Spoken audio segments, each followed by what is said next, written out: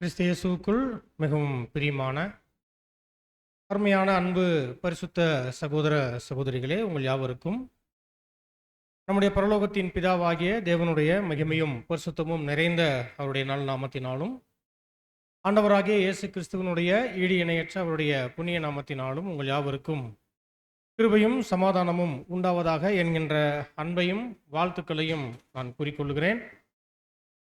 அன்புக்குரிய சகோதர சகோதரிகளே, உங்கள் மத்தியில் முதலாவதாக நான் கடந்து வந்து தேவனுடைய வார்த்தைகளை கொடுக்கக்கூடிய வாய்ப்பை தேவன் தந்ததற்காகவும் மற்றும் இப்படிப்பட்ட ஊழியங்களில் நம்மை நினைவு கூர்ந்ததற்காக சபையாருக்கும் மற்றும் சபையின் ஊழியர்களுக்கு கூட என்னுடைய அன்பையும் நன்றியும் நான் தெரியப்படுத்திக் கொள்கிறேன்.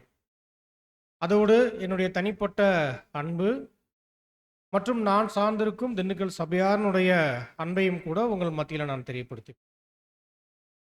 அன்புக்குரிய சகோதர சகோதரிகளே, தேவனுடைய பெரிய கிருபை நாம் யாவரும் தேவனுடைய ஜனங்களாக ஒரு விசேஷித்த அழைப்பை பெற்றவர்களாக ஒரு மாபெரும் ஆசீர்வாதத்தின் வழிநடத்துதலை ஒவ்வொரு நாளும் பெற்றுக்கொண்டு தேவனால் வழிநடத்தப்பட்டு கொண்டு வருகிறோம். அதன் அடிப்படையில் அருமையானவர்களே, தேவன் தொடர்ந்து நம் யாவருக்கும் தந்து வருகிறதான அவருடைய பரிசுத்தமான வார்த்தைகள் என்பது நாம் அவருடைய சித்தத்தை செய்வதற்கு ஏதுவான ஏற்ற மாபெரும் உதவி தரக்கூடிய அவருடைய காரியங்களாக அங்கே இருக்கு. ஆகவே இனி வரக்கூடிய நாட்களில் ஒரு சபையாராக நீங்கள் சந்திக்க போகிற அல்லது நீங்கள் உங்கள் சபைக்கான ஊழியரை தேர்ந்தெடுக்க போகிற அந்த பரிசுத்தமான ஏற்பாட்டில் இன்னும் நீங்கள் ஆழமாக தேவனுடைய சித்தத்தை அறிந்து கொள்ளுவதற்காக தேவனுடைய வார்த்தையை இனி வரக்கூடிய காலங்களில் நீங்கள் ஒவ்வொரு வாரமும் நீங்கள் கேட்க போறீங்க.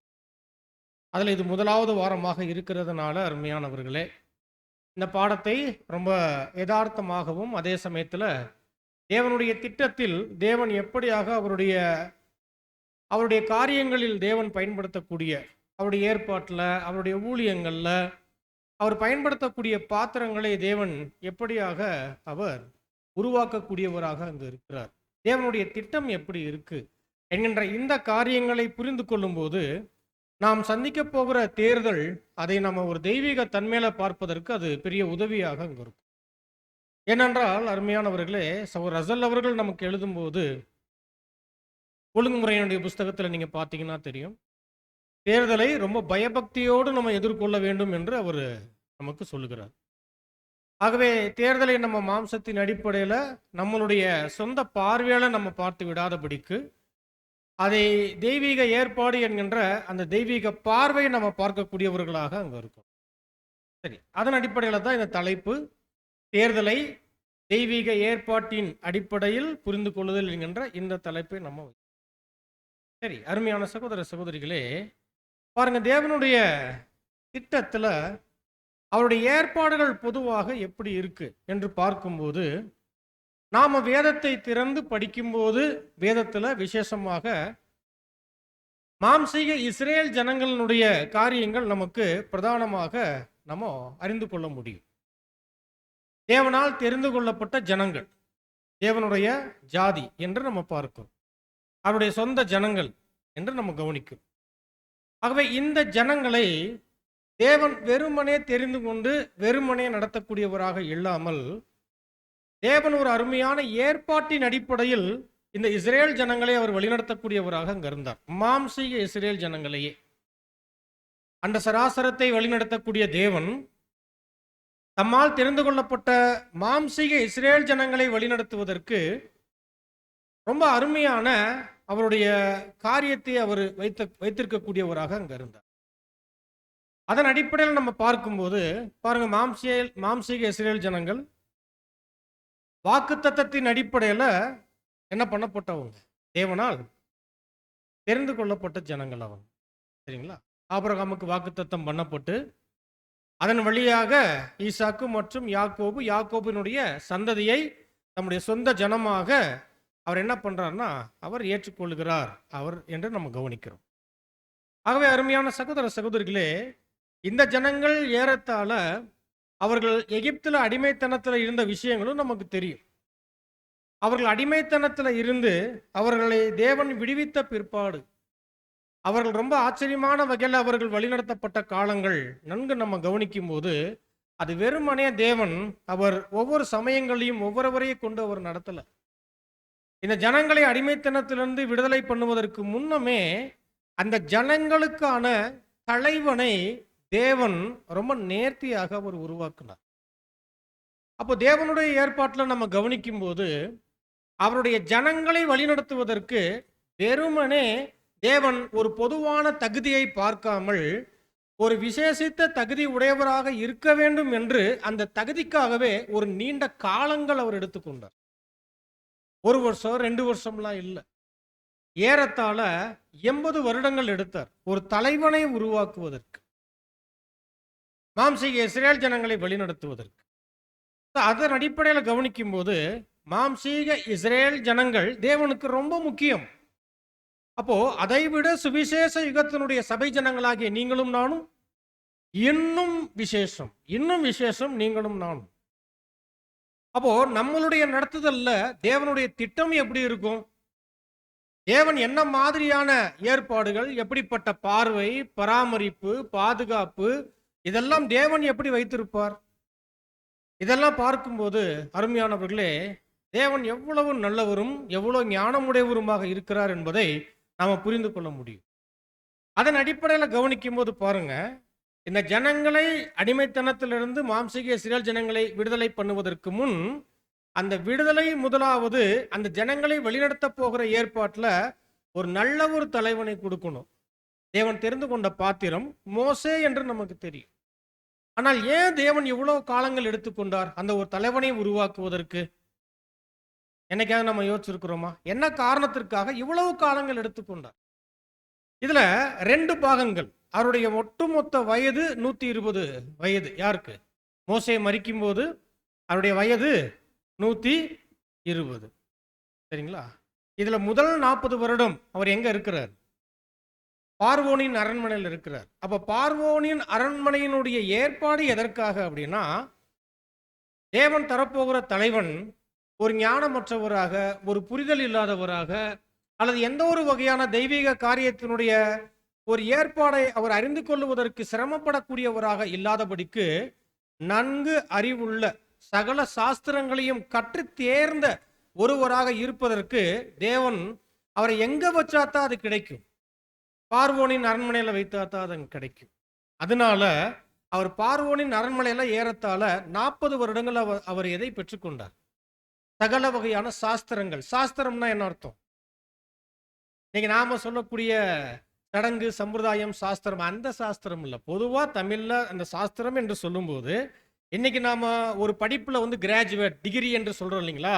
அது போல அந்த காலங்கள்ல எந்த ஒரு துறை சார்ந்த அறிவை ஒருத்தர் பெற்றுக்கொள்ளுகிறாரோ அதுல ஒரு சாஸ்திரர் என்று சொல்லுவாங்க. புரியுதுங்களா? கட்டிட நிபுணர் என்று நம்ம சொல்றோம் இல்லைங்களா? அப்போ ஒரு இன்ஜினியரை நம்ம இன்னைக்கு பல வகையில நம்ம இன்ஜினியர், அவர் கட்டிட நிபுணர் என்றெல்லாம் நம்ம சொல்லுவோம், அல்லது ஆர்கிடெக்ட் இப்படிலாம் நம்ம சொல்லுவோம். அதுபோல மருத்துவத்துறையில் இருக்கிறவரை மருத்துவர் என்று நம்ம சொல்லுவோம். இப்படி அவர் 1-2 துறைகள்ல இல்ல. மோசே சகல துறைகளிலும் அவர் என்னன்னா சாஸ்திரம் கற்றவராக அவர் இருந்தார். வானவியல் அவருக்கு தெரியும், அவருக்கு எகிப்தினுடைய நாகரிகம் தெரியும், இன்னைக்கு கட்டடத்தினுடைய விஷயத்துல எப்படிப்பட்ட விஷயம் என்று. அப்போ எதளவுக்கு அறிவை பெற்றுக்கொள்ள முடியுமோ அந்த அறிவு உடையவராக அங்க இருந்தார்.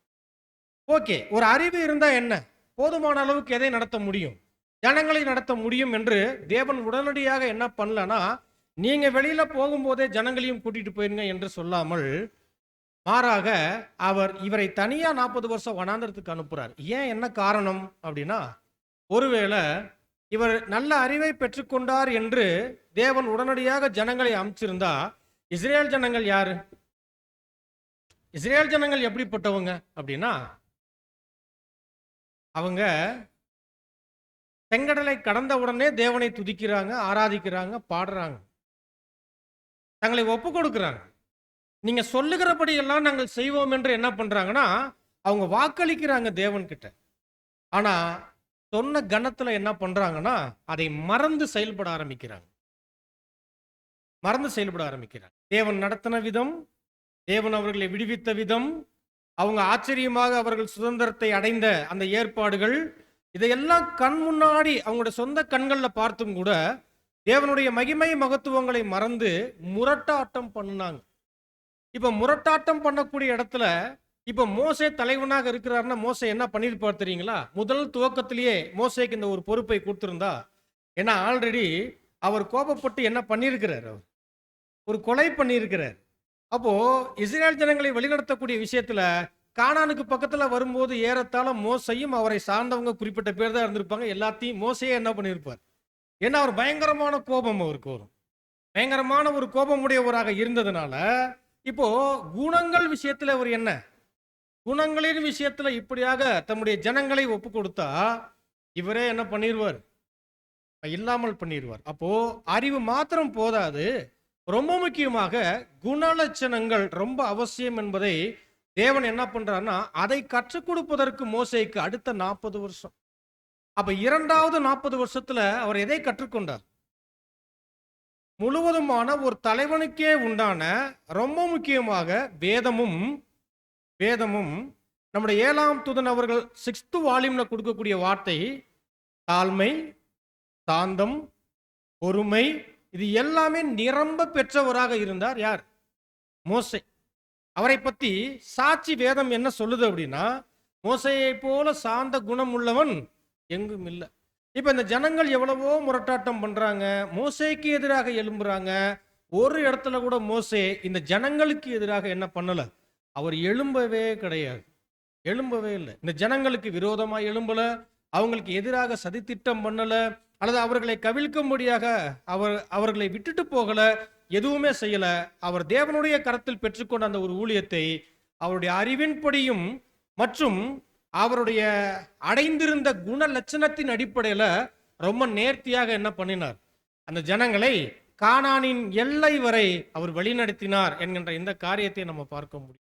அப்போ தேர்ந்தெடுக்கப்பட்ட ஒரு தலைவன், தேவனால் பக்குவப்படுத்தப்பட்டு உருவாக்கப்பட்ட ஒரு அருமையான ஒரு தேவ மனிதன் அங்க கொடுக்கப்படுகிறார். இதுல என்ன ஒரு பெரிய பாடம்னா, தேவன் அவருடைய திட்டத்துல ஒருவருக்கு ஒரு விசேஷித்த ஒரு பொறுப்பை, ஒரு ஊழியத்தை கொடுக்கிறார்னா, தகுதி இல்லாத அல்லது உருவாக்கப்படாத யார் ஒருவருக்கும் அவருடைய காரியங்களை தேவன் கொடுக்கிறது இல்லை.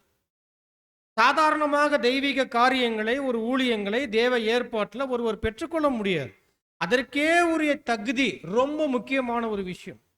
இப்ப பாருங்க, மோசையை தொடர்ந்து ஜோசுவா வர்றாரு, அதற்கப்புறம் நியாயாதிபதிகள் வர்றாங்க, அதற்கப்புறம் தேவனுடைய ஏற்பாட்டினுடைய அம்சத்தை கவனிச்சுட்டா அந்த மாம்சீக இஸ்ரேல் ஜனங்களுக்காக தான் ராஜாக்கள் ஆசாரியர்கள் வர்றாங்க.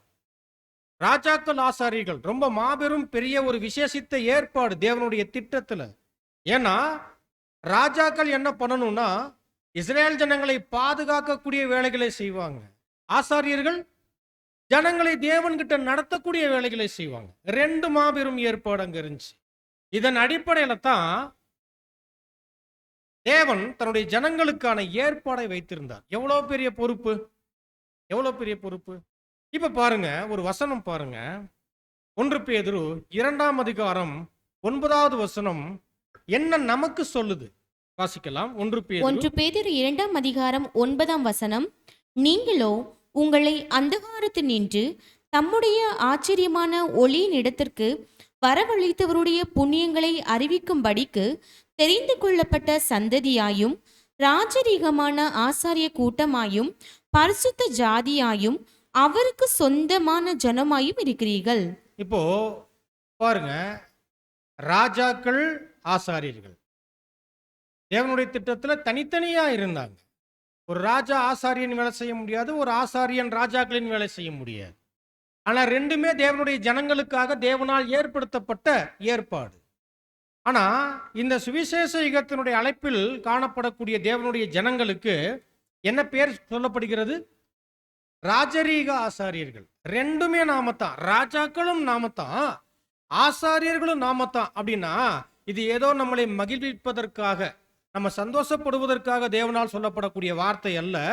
மாறாக அந்த 2 வார்த்தைகளுக்கான விசேஷித்த வேலை, தேவனுடைய சித்தத்துக்கு அடுத்த பணிகளை செய்யக்கூடிய பொறுப்பு நம் ஒவ்வொருத்தருடைய தலையின் மீது இருக்கு என்பதை தான் என்ன பண்ணுது, அந்த வார்த்தையை நமக்கு நினைப்பூட்டக்கூடியதாக அங்க இருக்கு. அப்ப நாம் ஆசாரியர்கள், நாம் ராஜாக்கள் என்று சொல்லும்போது ராஜ்யத்துல கர்த்தர் இயேசுவோடு இணைந்து நம்ம என்ன பண்ண போறோம் இந்த உலகத்தை என்பதை தான் அந்த வசனம் காண்பிக்குது. ராஜாக்களாகவும் இருக்க போறோம், அப்படின்னா ராஜரீகம் பண்ண போறோம். அதே சமயத்துல ஆசாரியத்துவம் என்ன, ஜனங்களை தேவன்கிட்ட ஒப்புரவாக்கக்கூடிய பணி கர்த்தர் இயேசு மூலியமாக அவரோடு இணைந்து என்ன பண்ண போறோம், நம்ம செய்ய போறோம் என்று பார்க்கிறோம். இது தேவனுடைய ஏற்பாடு. அப்போ பாருங்க, வரப்போகிற ராஜ்யத்துல இந்த ஒட்டுமொத்த உலகத்தின் ஜனங்களை நேர்த்தியாக நடத்துவதற்கு கூட தேவன் அவருடைய திட்டத்துல என்ன வச்சிருக்கிறார், ராஜாக்கள் ஆசாரியர்களாக திருச்சபை, கர்த்தர் இயேசுவோடு சேர்ந்து திருச்சபை இந்த மாபெரும் விசேஷித்த பணியை செய்வதற்கான ஸ்லாக்கிய பாக்கியத்தை என்ன பண்ணியிருக்கிறார் தேவன். அற்ப ஜனங்களாகிய தகுதியே இல்லாத உங்களுக்கும் எனக்கும் என்ன பண்ணியிருக்கிறார், இந்த ஒரு வாய்ப்பில் நம்மை நினைவு கூர்ந்து நம்மளை அழைத்திருக்கிறார். நம்ம என்ன பண்ண போறோம் ராஜ்யத்துலனா, மாபெரும் ஸ்லாக்கியமான ஒரு வேலை, ஒரு ஊழியத்தை நாம் அனைவருமே செய்ய போறோம். நம்மளெல்லாம் பார்த்தா அப்படி ஏதாவது தெரியுதா? நாம தான் உலகத்தை ஆசீர்வதிக்க போறோம்னு யாராவது நம்மளை பார்த்தா நம்புவாங்களா, ஏத்துக்குவாங்களா? சரி, நம்மளே கொஞ்சம் யோசிச்சோன்னு வைங்க, நமக்கே என்ன ஆகுது, நமக்கே ஒரு கேள்வி ஆகுது, நம்மளா அப்படின்னு. உண்மைத்தான் அது. தேவன் என்ன பண்ணியிருக்கிறார், அவர் அழைத்திருக்கிறார், அவர் உங்களையும் என்னையும் அழைத்திருக்கிறார். அப்போ பாருங்க, தேவனுடைய ஏற்பாடுகள் இங்க இப்படியாகத்தான் இங்க இருக்குது. இதை நன்கு புரிந்து கொண்டவர் தான் யார் தெரியுங்களா, தாவீது. தாவீது இதை நன்கு புரிந்து கொண்டதுனால தான் அவர் விசேஷமா எண்ணற்ற சங்கீதங்கள் எழுதினாலும் 23ஆம் சங்கீதம் அவர் எதற்காக எழுதிட்டார், அவர் என்ன புரிந்து கொண்டு அவர் எழுதிட்டாரு. கிறிஸ்தவர்களுக்கு ரொம்ப பரிச்சயமான சங்கீத பகுதி எது,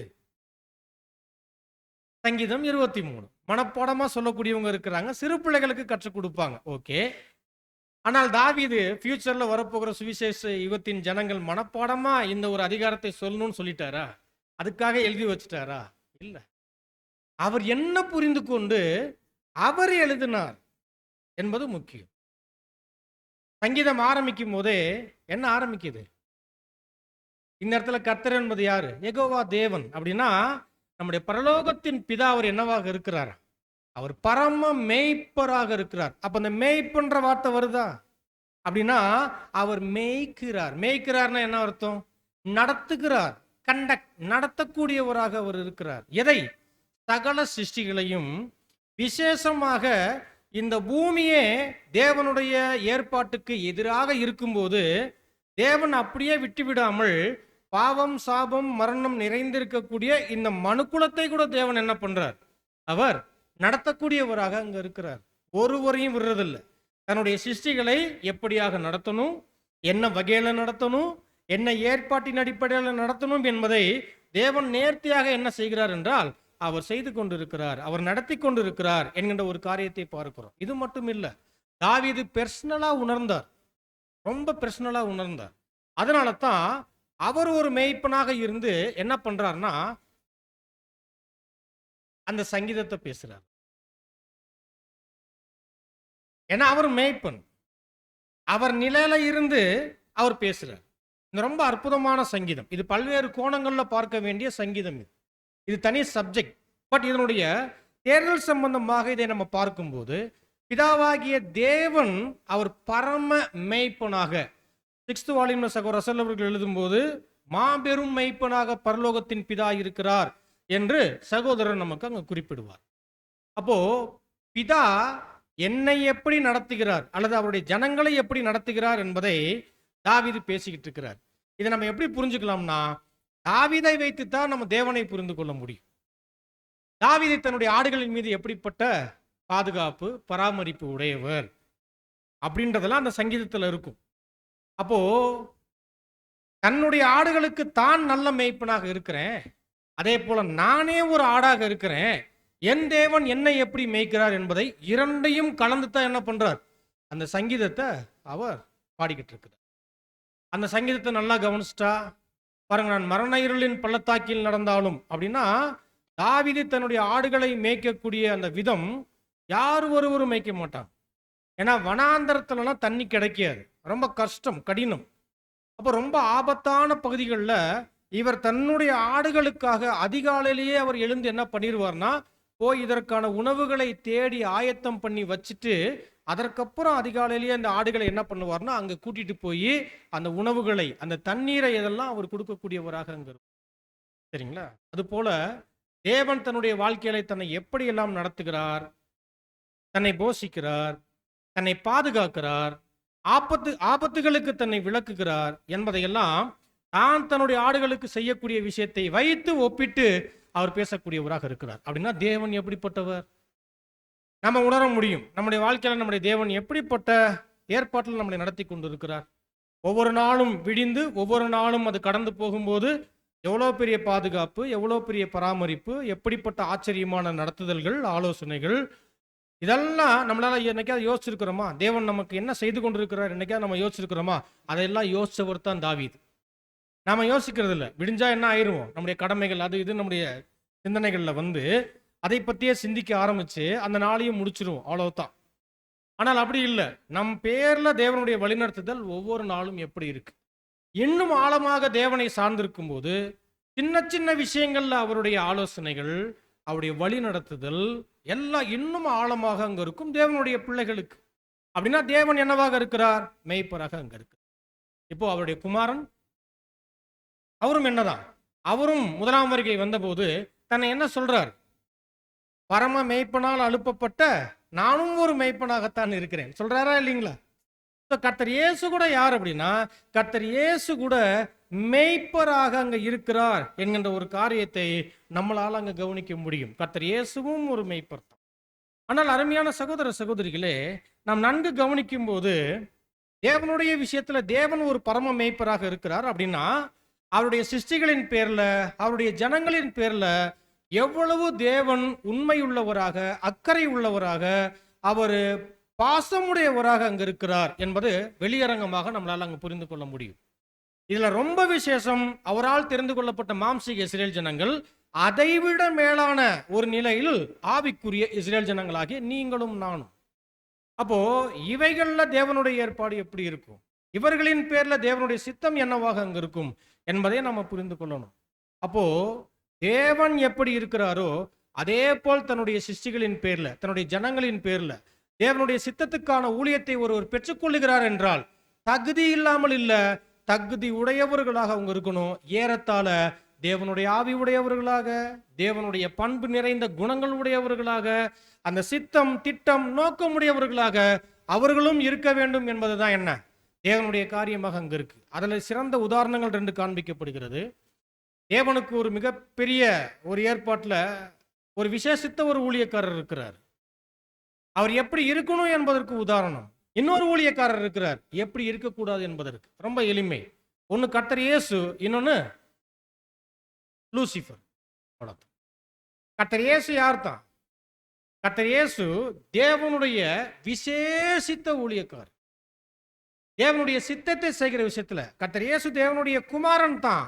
ஆனா அவர் தேவனுடைய சித்தத்தை நிறைவேற்றக்கூடிய ஏற்பாட்டில் அவர் யார்? அவர் ஊழியக்காரன்.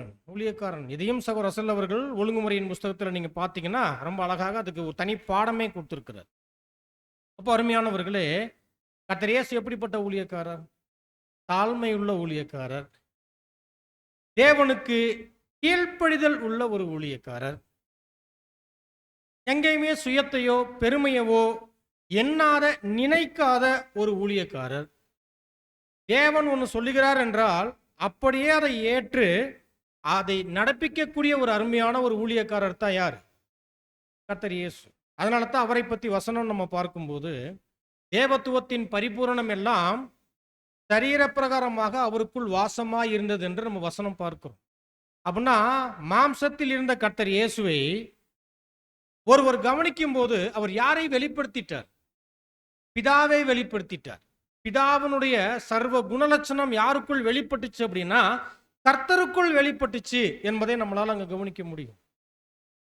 அப்ப யோசிச்சு பாருங்க. அதனால தான் சீசர்கள் கேட்கிறாங்க கர்த்தர்கிட்ட, பிதாவை எங்களுக்கு காண்பியும் என்று சொல்லும்போது என்ன சொல்றார் அவர்? என்னை கண்டவன் பிதாவை கண்டார். இதுதான் ரொம்ப அருமையான ஒரு விஷயம். இப்படிப்பட்ட கர்த்தர் அவர் தம்முடைய ஜனங்களுக்கு என்ன சொல்லிட்டார் தெரியுங்களா? என் பிதா பூர்ண சர்க்குணராய் இருக்கிறது போல நீங்களும் பூரண சர்க்குணராய் இருங்கள். அப்போ இந்த அழைப்புக்குள் வந்திருக்கக்கூடிய ஒவ்வொருவருக்கு முன்பாக வைக்கப்பட்டிருக்கக்கூடிய ஒரு இலக்கு என்ன தெரியுங்களா? தேவனுடைய குணசாயல் தான் திருச்சபைக்கு முன்பாக வைக்கப்பட்டிருக்கக்கூடிய விசேஷித்த இலக்கு. இந்த இலக்கை எட்டி பிடிப்பதற்காக தான் இந்த அழைப்புக்குள் நாம் எல்லாருமே வந்திருக்கிறோம்.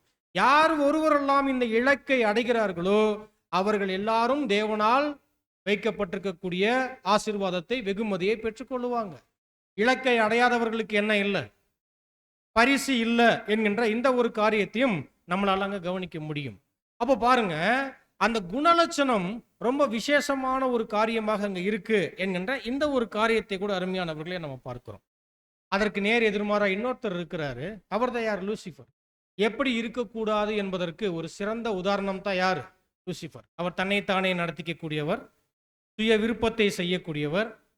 அது மாத்திரமல்ல, இந்த ஒட்டுமொத்த மனுக்குலம் அழிந்தாலும் கூட என்ன, தேவனுடைய சிருஷ்டிப்புல, படைப்புல ஒட்டுமொத்த மனுக்குலம் அழிந்தாலும் பரவாயில்லை என்று தன்னுடைய மகிமை, தன்னுடைய மேன்மை, தன்னுடைய புகழ் இவைகளுக்காக மட்டுமே உரியவனாக அவன் காணப்பட்டான். பெருமையுள்ளவர்களுக்கு தேவன் ஏத்து நிற்கிறார் என்ற வசனம் பார்க்கிறோம் இல்லைங்களா? முழுவதும் பெருமையினால் நிறைந்த ஒரு ஊழியனாக யார் இருந்தா? தேவனுக்கான ஊழியனாக அவர் இல்லை. தேவனுக்கான ஊழியனாக இல்லை. அப்போ கர்த்தர் எப்படிப்பட்ட ஊழியர் என்பதையும் தேவன் காமிக்கிறாரு.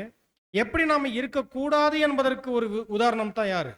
லூசிஃபரையும் காமிக்கிறார். இது தேவனுடைய திட்டத்துல ரெண்டு அருமையான காரியத்தை நம்ம கவனிக்கிறோம். நம்ம ஆகவே அருமையான சகோதர சகோதரிகளே, இந்த ஏற்பாட்டுல நம்ம என்ன கவனிக்கிறோம் அப்படின்னா, ரொம்ப முக்கியமா தகுதி இல்லாதவர்களை தேவன் என்ன பண்றதில்ல, அவருடைய திட்டத்துல தேவன் பயன்படுத்துறதே இல்லை.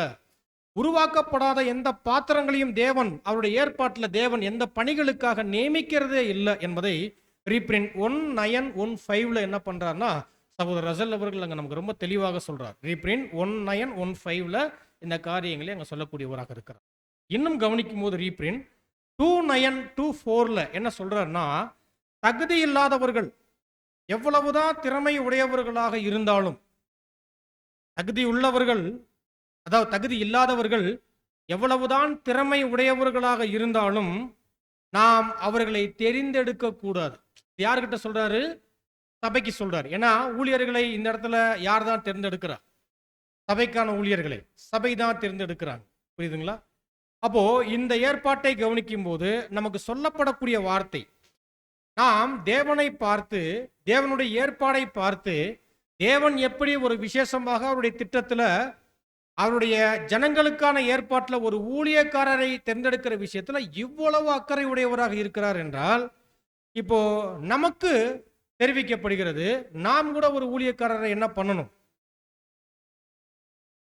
தேர்ந்தெடுக்கணும். அது சபை நம்ம கையில தான் தேவன் கொடுத்துட்டாரு. அந்த பொறுப்பு, அந்த ரெஸ்பான்சிபிலிட்டி நம்ம மேல தான் இருக்குது. அதை சாதாரணமாக செஞ்சிடக்கூடாது. என்ன பண்ணிடக்கூடாது?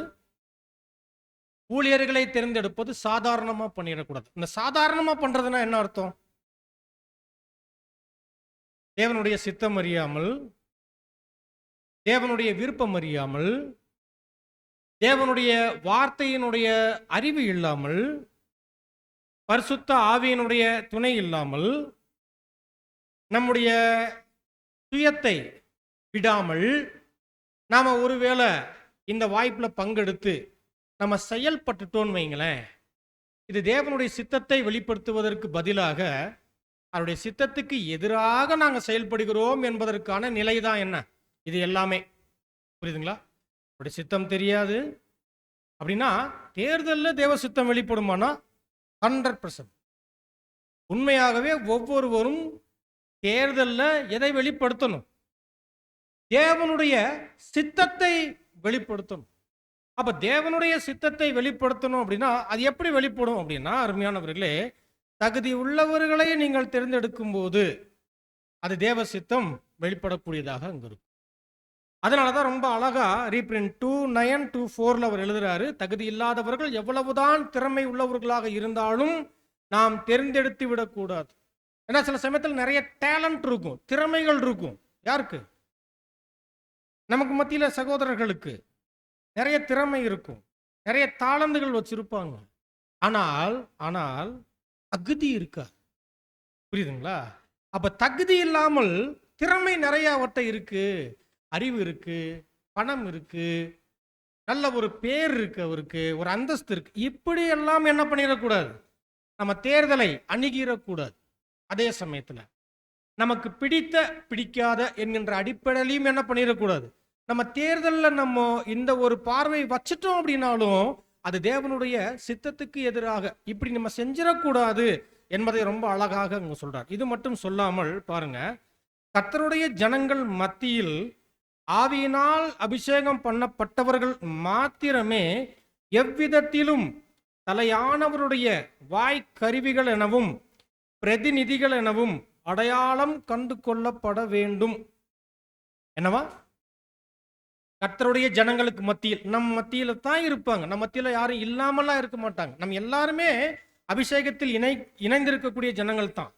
இந்த அபிஷேகத்தில் இணைக்கப்பட்டிருக்கக்கூடியவங்களுக்கு மத்தியிலேயே அருமையானவர்களே பாருங்க, தலையானவருடைய வாய்க்கருவிகளாக எல்லாரும் ஆக முடியாது. தலையானவருடைய விசேஷித்த பணிகளை, ஊழியத்தை, சபைக்கு செய்யக்கூடிய ஊழியத்தை எல்லாரும் பண்ணிட முடியாது. நமக்கு மத்தியிலேயே அதே அபிஷேகத்தில் இணைந்திருக்கக்கூடிய அந்த பிரதிநிதிகளையும், அந்த வாய்க்கருவிகளையும், அந்த ஊழியர்களையும், அந்த மேய்ப்பர்களையும், அந்த மூப்பர்களையும் சபைத்தான் என்ன பண்ணணும்? சபைத்தான் கண்டு கொள்ள வேண்டும். எவ்வளவு பெரிய பொறுப்பு! எப்படி கண்டு கொள்ள முடியும்? எப்படி அவருடைய சித்தத்தை அறிந்து கொள்வது அப்படின்னா, ரொம்ப முக்கியமான ஒரு வார்த்தை. அருமையான சகோதர சகோதரிகளே பாருங்க, ஒரு வசனம் வாசிக்கலாம். நாமோ மத்தேயு 7ஆம் அதிகாரம் 16வது வசனம். மத்தேயு 7:16. மத்தேயு 7ஆம் அதிகாரம் 16ஆம் வசனம். அவர்களுடைய கனிகளினாலே அவர்களை அறிவீர்கள், முச்செடிகளில் திராட்சை பழங்களையும். போதும், மேல் பகுதி மட்டும் போதும். அவர்களுடைய கனிகளினாலே அவர்களை அறிவீர்கள்.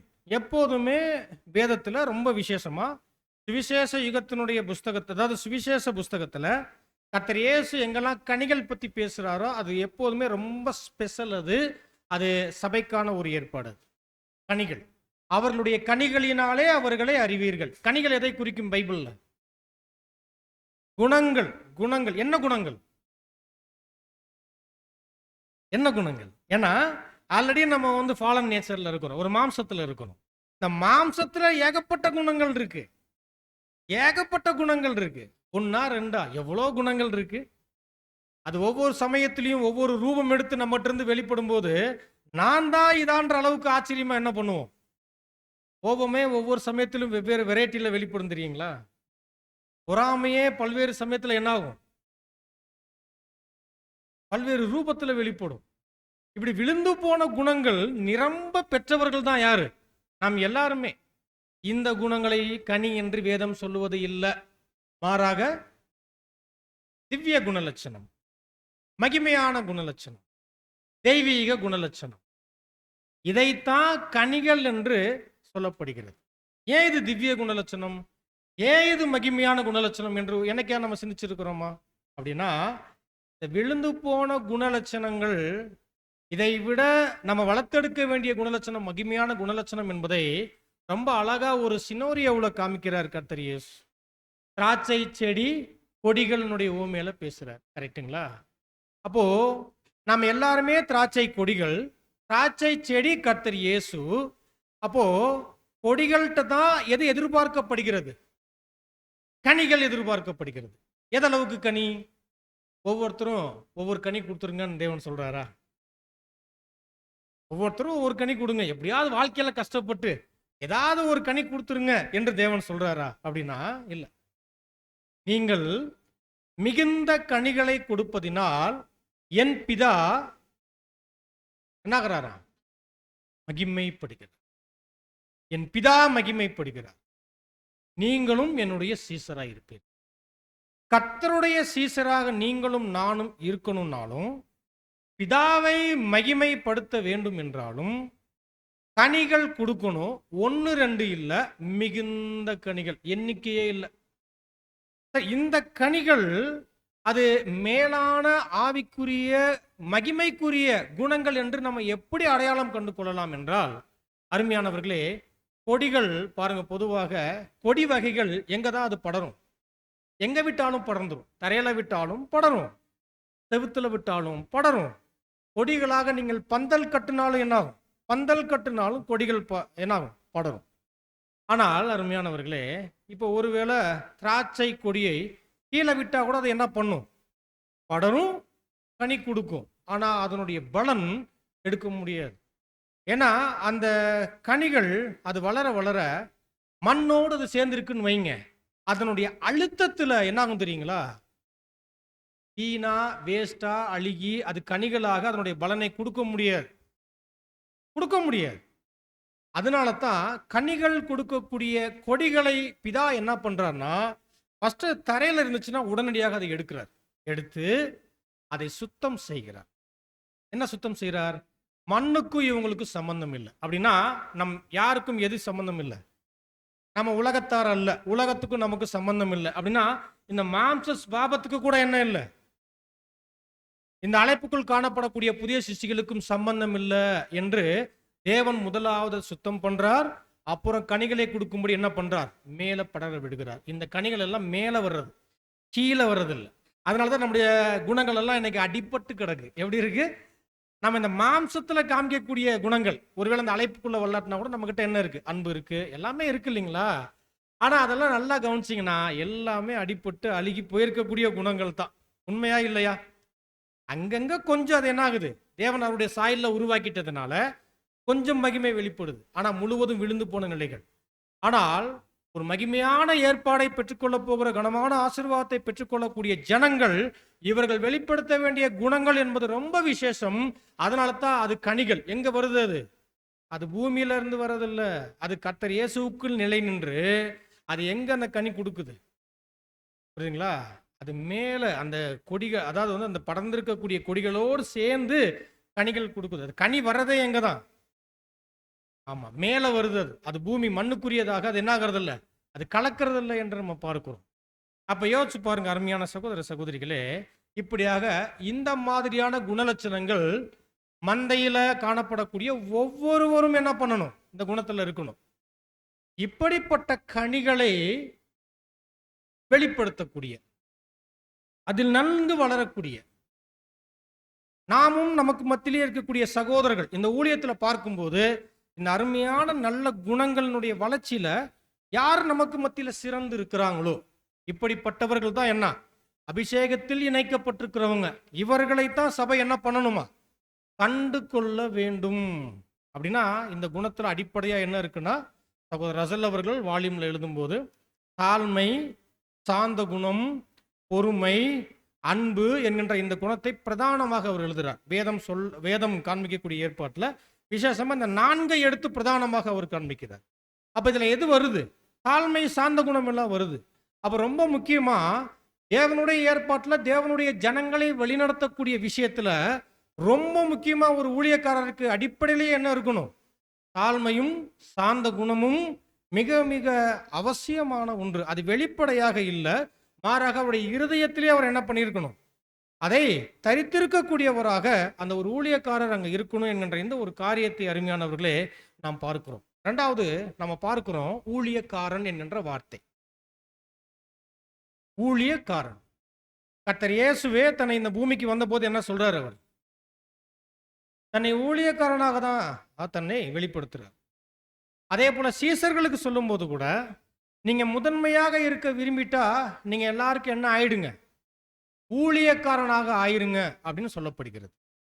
அதே போல சபையின் ஏற்பாட்டுல சபையால் தேர்ந்தெடுக்கப்படக்கூடிய மேய்ப்பர்கள், மூப்பர்கள், இவங்களுக்கு பொதுவான பேர் என்ன? ஊழியக்காரர்கள். ஊழியக்காரர்கள். இந்த ஊழியக்காரர்கள் என்கின்ற வார்த்தையினுடைய சில கிரேக்க பதிப்புகளை போய் பார்த்துட்டோம் அப்படின்னா, ஏறத்தாழ 2000 வருஷத்துக்கு முன்பதாக யாரை ஊழியக்காரர்கள்னு சொல்லுவாங்க தெரியுங்களா? ஒரு வீட்டில் காணப்படக்கூடிய ஒரு வேலைக்காரன் சொல்ல மாட்டாங்க, அடிமைகள். அவங்க என்னது? அடிமைகள். அப்போ ஒவ்வொரு அடிமைக்கும் ஒரு எஜமானன் இருப்பார். அப்ப அந்த எஜமானனுக்கு அந்த அடிமை என்ன பண்ணுவார் அப்படின்னா ஊழியம் செய்வார். அவருக்கும் அந்த வீட்டுக்கும் அவருடைய சகல வகையான காரியங்களுக்கு ஊழியம் செய்வார் அவர். புரியுதுங்களா? இப்போ இதே அர்த்தத்துல தான் அப்போஸ்தலர்கள் பதிவு பண்றாங்க, மூப்பர்கள் யாரா? ஊழியக்காரர்கள். அப்படின்னா எந்த சபையிலையும் காணப்படக்கூடிய எந்த ஊழியனும் அவர்களுக்கான எஜமான்களை பெற்றிருக்கிறார்கள். என்னவா? ரொம்ப அருமையான வார்த்தை. எந்த சபையிலும் காணப்படக்கூடிய, எந்த சபையில்னா நீங்க வெளியில பாத்திர வேணாம், சிந்திச்சிட வேணாம். இது நம்மளுடைய ஏற்பாட்டுக்குள்ள, இந்த பரம அழைப்புக்குள் காணப்படக்கூடிய உண்மையான விசுவாசத்தின் அங்கங்கள் அடங்கிய சபை. உலகத்துல எங்கெல்லாம் இருக்கிறாங்களோ, எங்கெல்லாம் அவர்கள் ஒரு கூடுகையில ஒரு சபையாராக காணப்படுகிறார்களோ, அங்கெல்லாம் ஒரு ஊழியக்காரர் இருக்கிறார் என்றால் அந்த ஊழியக்காரர் ஒரு எஜமானை பெற்றிருக்கிறார். அந்த எஜமான் யார்? சரி, திருப்பூர் சபை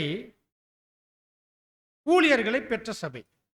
இந்த ஊழியர்களுக்கு எஜமான் யார்? அவ்வளவுதான் சபை. இதுதான் சிம்பிள். அப்போ ஒவ்வொரு ஊழியக்காரரும் தனக்கான எஜமான்களை பெற்றிருக்கிறாங்க. இதுல என்ன சொல்ல வர்றாருன்னா, ஊழியக்காரர்கள் எந்த இடத்துலையுமே அவர்கள் எஜமான்கள் அல்ல. இதுதான் ரொம்ப முக்கியம். அவர்கள் எஜமான்கள் அல்ல. யார் தான் எஜமான்கள்? சபை தான் எஜமான்கள் என்கின்ற ஒரு விஷயம். அப்படின்னா இவர் என்ன செய்யணும்? எஜமானுக்கு ஊழியம் செய்வது போல அந்த மந்தையினுடைய மூப்பர்கள் அந்த மந்தைக்கு என்ன பண்ணணும்? ஊழியம், சேவகம். அவர்கள் மந்தைக்கு செய்யக்கூடியவர்களாக அங்க இருக்கணும். அந்த ஊழியத்தினுடைய தன்மை எப்படியாக இருக்கணும் அப்படின்னா, கர்த்தர் இயேசு சிறந்த உதாரணம். கர்த்தர் இயேசு அவர் என்ன சொல்லிட்டாருன்னா, நான் எதற்காக வந்துட்டேன் அப்படின்னா, அநேகரை மீட்பதற்காக, மீட்கும் பொருளாக வந்திருக்கிறேன்னு சொன்ன கர்த்தர் இயேசு, நான் ஊழியம் கொள்ளும்படி வராமல் ஊழியம் செய்ய வந்திருக்கிறேன். சரி, சொல்லிட்டாரு. அது உண்மையா அப்படின்னா உண்மை. அது உண்மை. அது உண்மையிலேயே தேவனுடைய திட்டத்துல நன்கு கவனிங்க. கர்த்தர் இயேசு மாபெரும் போதகர். அவர் மாபெரும் போதகர். ஆனால் அவர் ஊழியக்காரராக இருந்தார். போதகர் தலையே சபைக்கு ஊழியம் பண்ணி இருக்கிறார். அதுதான் ஆச்சரியம். தலையே சபைக்கு, அதாவது அவருடைய சரீரத்துக்கு என்ன பண்ணியிருக்கிறார்? ஊழியம் செஞ்சிருக்கிறார். அதுதான் மேல் வீட்டு அறையில பாதம் கழுவுனார் இல்லைங்களா? அந்த பாதம் கழுவுதல் என்ன? யோசிச்சு பாருங்க. விழுந்து போன மனிதர்கள் யோசிச்சுக்கிட்டு இருக்கிறாங்க, பேதுரு முதலாவது. ஆனால் கர்த்தர் இயேசு என்ன பண்ணிட்டாரு? தேவனுடைய திட்டத்துல சிறிய விஷயமாக இருந்தாலும், அல்லது எவ்வளவு தான் கனம் குறைந்த வேலையாக இருந்தாலும், அது எனக்கான மகிமை, அது எனக்கான வாய்ப்பு என்று யாரையும் கேட்கல. தன்னுடைய வாய்ப்பை பார்க்கும்போது அதை ரொம்ப விசேஷமாக பார்த்து என்ன பண்ணிட்டார்? உடனடியாக அந்த ஒரு ஊழியத்தை அவர் செய்கிறார். பேதுருவை பார்த்து, நீ எல்லாம் ஒரு ஆளா, நான்லாம் காலை கழுவணுமான்னு நினைச்சிருந்தாருன்னா நினைக்கல. ஒருவேளை கம்பேர், நான் பரிசுத்தர், நான் பரிபூரணர், நீங்க நினைக்கல. தேவனுடைய திட்டத்துல கனம் குறைந்த ஒரு வேலை அது. ஆமா, பாதம் கழுவுதல் ரொம்ப கனம் குறைந்த வேலை தான். ஆனால் அதை எப்படி பார்த்துட்டார் அவர்? அது பெரிய ஆசீர்வாதம், வாய்ப்பாக யார் பார்த்துட்டா? கர்த்தர் பார்த்துட்டார். அங்கேயும் கூட என்ன பண்றார்? சீசர்களுக்கு, தன்னுடைய உண்மையுள்ள சீசர்களுக்கு அருமையான ஒரு போதனை கொடுக்கிறார். ஆண்டவரும் குருவும் போதகருமாகிய நானே உங்கள் கால்களை கழுவினது உண்டானால் நீங்களாம் எப்படி இருக்கணும்? எவ்வளோ தாழ்மையா இருக்கணும், எவ்வளோ உண்மையா இருக்கணும், எப்படிப்பட்ட ஊழியத்தை நீங்க செய்யணும் என்பதையெல்லாம் என்ன பண்றார் அவர்? கர்த்தர் ரொம்ப அருமையான ஒரு போதகமாக மட்டுமில்ல, செயல்முறை மற்றும் அதை தொடர்ந்து என்ன படிப்பினையை கர்த்தர் இயேசு சீசர் வகுப்பாருக்கு, விசேஷித்த அப்போஸ்தலர்கள் வழியாக இன்றளவும் இருக்கக்கூடிய உங்களுக்கும் எனக்கும் கொடுத்திருக்கிறாரு. ரொம்ப விசேஷமாக சபையில் ஊழியத்தை பெற்றுக்கொள்ளக்கூடிய ஆவலும் ஆர்வமும் விருப்பமும் உடைய ஒவ்வொரு சகோதரர்களுக்கும் என்ன இதை முன்வைக்கக்கூடியவராக இருக்கிறார். ஏனென்றால் நிறைய சமயங்கள்ல இந்த எல்டர்ஷிப் எப்படி பார்க்கப்படும் என்றால், இது ஏதோ ஒரு சபையில கனம் மிகுந்த ஒரு ஊழியம். ஆமா, கனம் மிகுந்த ஊழியம் தான். ஆனா அது ஊழியம். புரியுதுங்களா? அது ஊழியம். அந்த கனம் மிகுந்த ஊழியத்துல தேவன் என்னெல்லாம் வச்சிருப்பாரு? மிகுந்த தாழ்ந்த ஒரு காரியங்கள் இருந்தா கூட அதையும் செய்வதற்கான மனமும் ஆர்வமும் விருப்பமும் உடையவராக அவர் இருக்கணும். புரியுதுங்களா? அதனாலதான் அப்போஸ்தலர்கள் சொல்லும்போது, கண்காணிப்பை விரும்புகிறவன் நல்ல நல்ல வேலையை விரும்புகிறான். என்ன செய்யணும்? அவரு வேலை, ஊழியம். ஒரு சமயத்துல சில சகோதரர்களுடைய புரிந்து கொள்ளுதல், அது எப்படி எங்களை நீங்கள் வேலைக்காரர் என்று சொல்லலாம்? அவங்க தெரியல, அவங்களுக்கு தெரியாதப்போ ஒரு சகோதரன் கேட்டது, அது எப்படி வேலைக்காரன் என்று சொல்லலாம்? நாங்க வேலைக்காரர்கள் இல்லை, நாங்க மூப்பர்கள் அப்படின்னு. சரி, அதுக்கு அர்த்தம் என்ன? அதான் ஊழியக்காரன், அதுதான் வேலைக்காரன் என்று சொல்லும்போது காலங்கள் போக போக அவர் புரிந்து கொண்டார். அப்படின்னா சின்ன வார்த்தை கூட சில பேர்னால ஏற்றுக்கொள்ள முடியல, நான் எப்படி வேலைக்காரனாவேன் அப்படின்னு. ஆனா இந்த ஊழியம் அதுதான் அருமையானவர்கள். ஆகவே இப்படியான ஒரு ஏற்பாட்டில் நாம் காணப்பட வேண்டும் என்பதை கூட ரொம்ப தெளிவாக பார்க்க முடிகிறது. இதன் அடிப்படையில் ஒரு எக்லீசியா என்ன பண்ணணும் அப்படின்னா, தேவனுடைய திட்டத்தில் தேர்தலை தெய்வீக கண்ணோட்டத்தில் பார்த்து என்ன பண்ணணும்? நாம் தகுதியானவர்களை நம்ம தேர்ந்தெடுக்கணும். அதற்காகத்தான் தேவன் சபைக்கு என்ன பண்ணியிருக்கிறார்னா, அவருடைய அருமையான வார்த்தைகளை அவர் கொடுத்திருக்கிறார். அவருடைய வார்த்தைகளை கொடுத்திருக்கிறார். அது மட்டும் இல்லை, எப்படி செயல்படணும், எப்படி செயல்படக்கூடாது, அதையும் தேவன் காமிக்கிறார். தகுதி உள்ளவர்களை தேவன் எப்போதும் அபிஷேகிக்கிறாரு, தகுதி இல்லாதவர்களை என்ன பண்ணிடுறாரு? எப்போதுமே தள்ளிடுறாரு. அவ்வளவுதான். உதாரணத்துக்கு சவுல் தகுதி உள்ளவரா இருக்கும்போது அபிஷேகம் பண்றாரு, ஆனா அவர் தகுதியை இழக்கும் போது அந்த வாய்ப்பு இன்னொருத்தருக்கு போகுது, தகுதியான தாவீதுக்கு அங்க போகுது. அப்போ தேவன் இதை கூட செஞ்சு காமிக்கிறார். அதே போல அருமையான சகோதர சகோதரிகளே, நிறைய எண்ணற்ற விஷயங்கள் தேவனுடைய ஏற்பாட்டில் தேவன் அவர் எப்படியெல்லாம் அவர் செஞ்சிருக்கிறார் என்பதை நம்ம கவனிச்சுட்டாலே நாம் எப்படி நாம் செயல்படணும் என்பதை என்ன பண்ணிக்க முடியும், நாமும் கற்றுக்கொள்ள முடியும் அருமையானவர்களே. இதன் அடிப்படையில் தான் இப்போ ஒரு எக்லீசியா எப்படி இருக்கணும் என்கின்ற ஏற்பாடு ரொம்ப தெளிவாக நமக்கு வேதத்தில் என்ன பண்ணப்பட்டிருக்கு, ரொம்ப தெளிவாக கொடுக்கப்பட்டிருக்கு. ஏன்னா ஒரு எக்லீசியானா சாதாரணமான விஷயம் இல்லை, அது கர்த்தருடைய திரு இரத்தத்தினால் சம்பாதிக்கப்பட்ட சபை. அப்படின்னா நீங்களும் நானும் யாரால் சம்பாதிக்கப்பட்டவர்கள்? கர்த்தர் இயேசுவினுடைய இரத்தத்தினால் சம்பாதிக்கப்பட்ட சபையில இன்னைக்கு நீங்களும் நானும் என்ன இருக்கிறோம்? ஆமா, ஒரு வாய்ப்புல இருக்கிறோம். இப்ப அப்படிப்பட்ட சபை எப்படி இருக்கணும்? தேவன் சித்தம் வச்சிருப்பாரா, திட்டம் வச்சிருப்பாரானா? ஆமா, அந்த சபை ஒழுங்கும் கிரமமாக அங்க இருக்கும். எப்படி இருக்கணும்? அந்த சபை ஒழுங்கும் கிரமமாக அங்க இருக்கணும். வசனம் வாசிக்கலாம். 1 கொரிந்தியர் 14ஆம் அதிகாரம் 40வது வசனம். 1 கொரிந்தியர் 14 வசனம் 40. சகலமும் நல்லொழுக்கமாயும் கிரமமாயும் செய்யப்பட கடவது. பார்த்தீங்களா? இது நமக்கு எப்போதும் பரிச்சயமான வசனம். சகலமும், சகலமும்னா சகலமும்னா எதை செய்தாலும், யாரு? நாம ஒரு சபை. ஒரு சபையில நாம் எதை செய்துட்டால் அப்படின்னா என்ன வேணாலும் செய்யலாம் என்று அர்த்தம் இல்லை. தேவனுடைய சித்தம் சார்ந்த ஏற்பாடுகள், அவருடைய திட்டம் சார்ந்த காரியங்கள் என்னென்னலாம் நமக்கு முன்பாக தேவன் வைக்கிறாரோ அதையெல்லாம் நம்ம செய்ய முற்படும் போது எல்லாத்தையும் எப்படி செஞ்சிடணுமா? ஒழுங்கும் கிரமமுமாக. இது இங்கிலீஷ்ல ரொம்ப அருமை, டீசன்ட் அண்ட் டிசிப்ளின். எப்படி வருது? ரொம்ப டீசெண்டா செய்யணும். இந்த சமயத்தில் தமிழே நமக்கு புரிய மாட்டேங்குது இல்லைங்களா? ஒழுங்கா செய்யணும் அப்படின்னா நமக்கு அர்த்தம் புரியறது இல்லை. டீசெண்டா செய்யணும் என்ன வருது? இப்போ நமக்கு இங்கிலீஷ் புரியுது, ஆங்கிலம் தெரியுது நமக்கு. Decent and discipline. ரொம்ப டீசெண்டா செய்யணும், ரொம்ப நேர்த்தியா செய்யணும், ரொம்ப அருமையா செய்யணும். எதை செய்துட்டாலும் என்று நம்ம பார்க்கிறோம். அப்படின்னா சபைக்குள் ஏறெடுக்கப்பட வேண்டிய விஷயங்கள், ஊழியங்கள் நிறைய இருக்கு. அப்ப எல்லாவற்றையும் நாம ஒழுங்காக செய்ய வேண்டும் என்றால் அதற்கு முதன்மையான ஒழுங்கு என்ன தெரியுங்களா? எலெக்ஷன். எலெக்ஷன் மட்டுமே முதலும் முடிவுமான ஒழுங்கு இல்லை, நிறைய இருக்கு. ஆனா எல்லாவற்றையும் ஒரு சபையில இம்ப்ளிமெண்ட் பண்ணணும்னா, நடைமுறைப்படுத்தணும் அப்படின்னா தேர்தல் தான். என்ன தேர்தல் தான் ரொம்ப முக்கியம். ஏனென்றால் அருமையானவர்களே, தேர்தல்ல சபை என்ன பண்றாங்கன்னா கர்த்தர் பயன்படுத்தக்கூடிய ஒரு ஊழியக்காரரை சபை தேர்ந்தெடுத்து கர்த்தர் கரத்திலேயே கொடுக்கிறாங்க. என்ன பண்றாங்க? கர்த்தர் பயன்படுத்தக்கூடிய. சரி, இப்ப கர்த்தர் பயன்படுத்தணும்னா யாரை பயன்படுத்துவார்? தகுதி இல்லாதவங்கள பயன்படுத்த மாட்டார். அப்போ ஒரு சபை மீது எவ்வளவு பெரிய பொறுப்பு இருக்கு பாருங்க.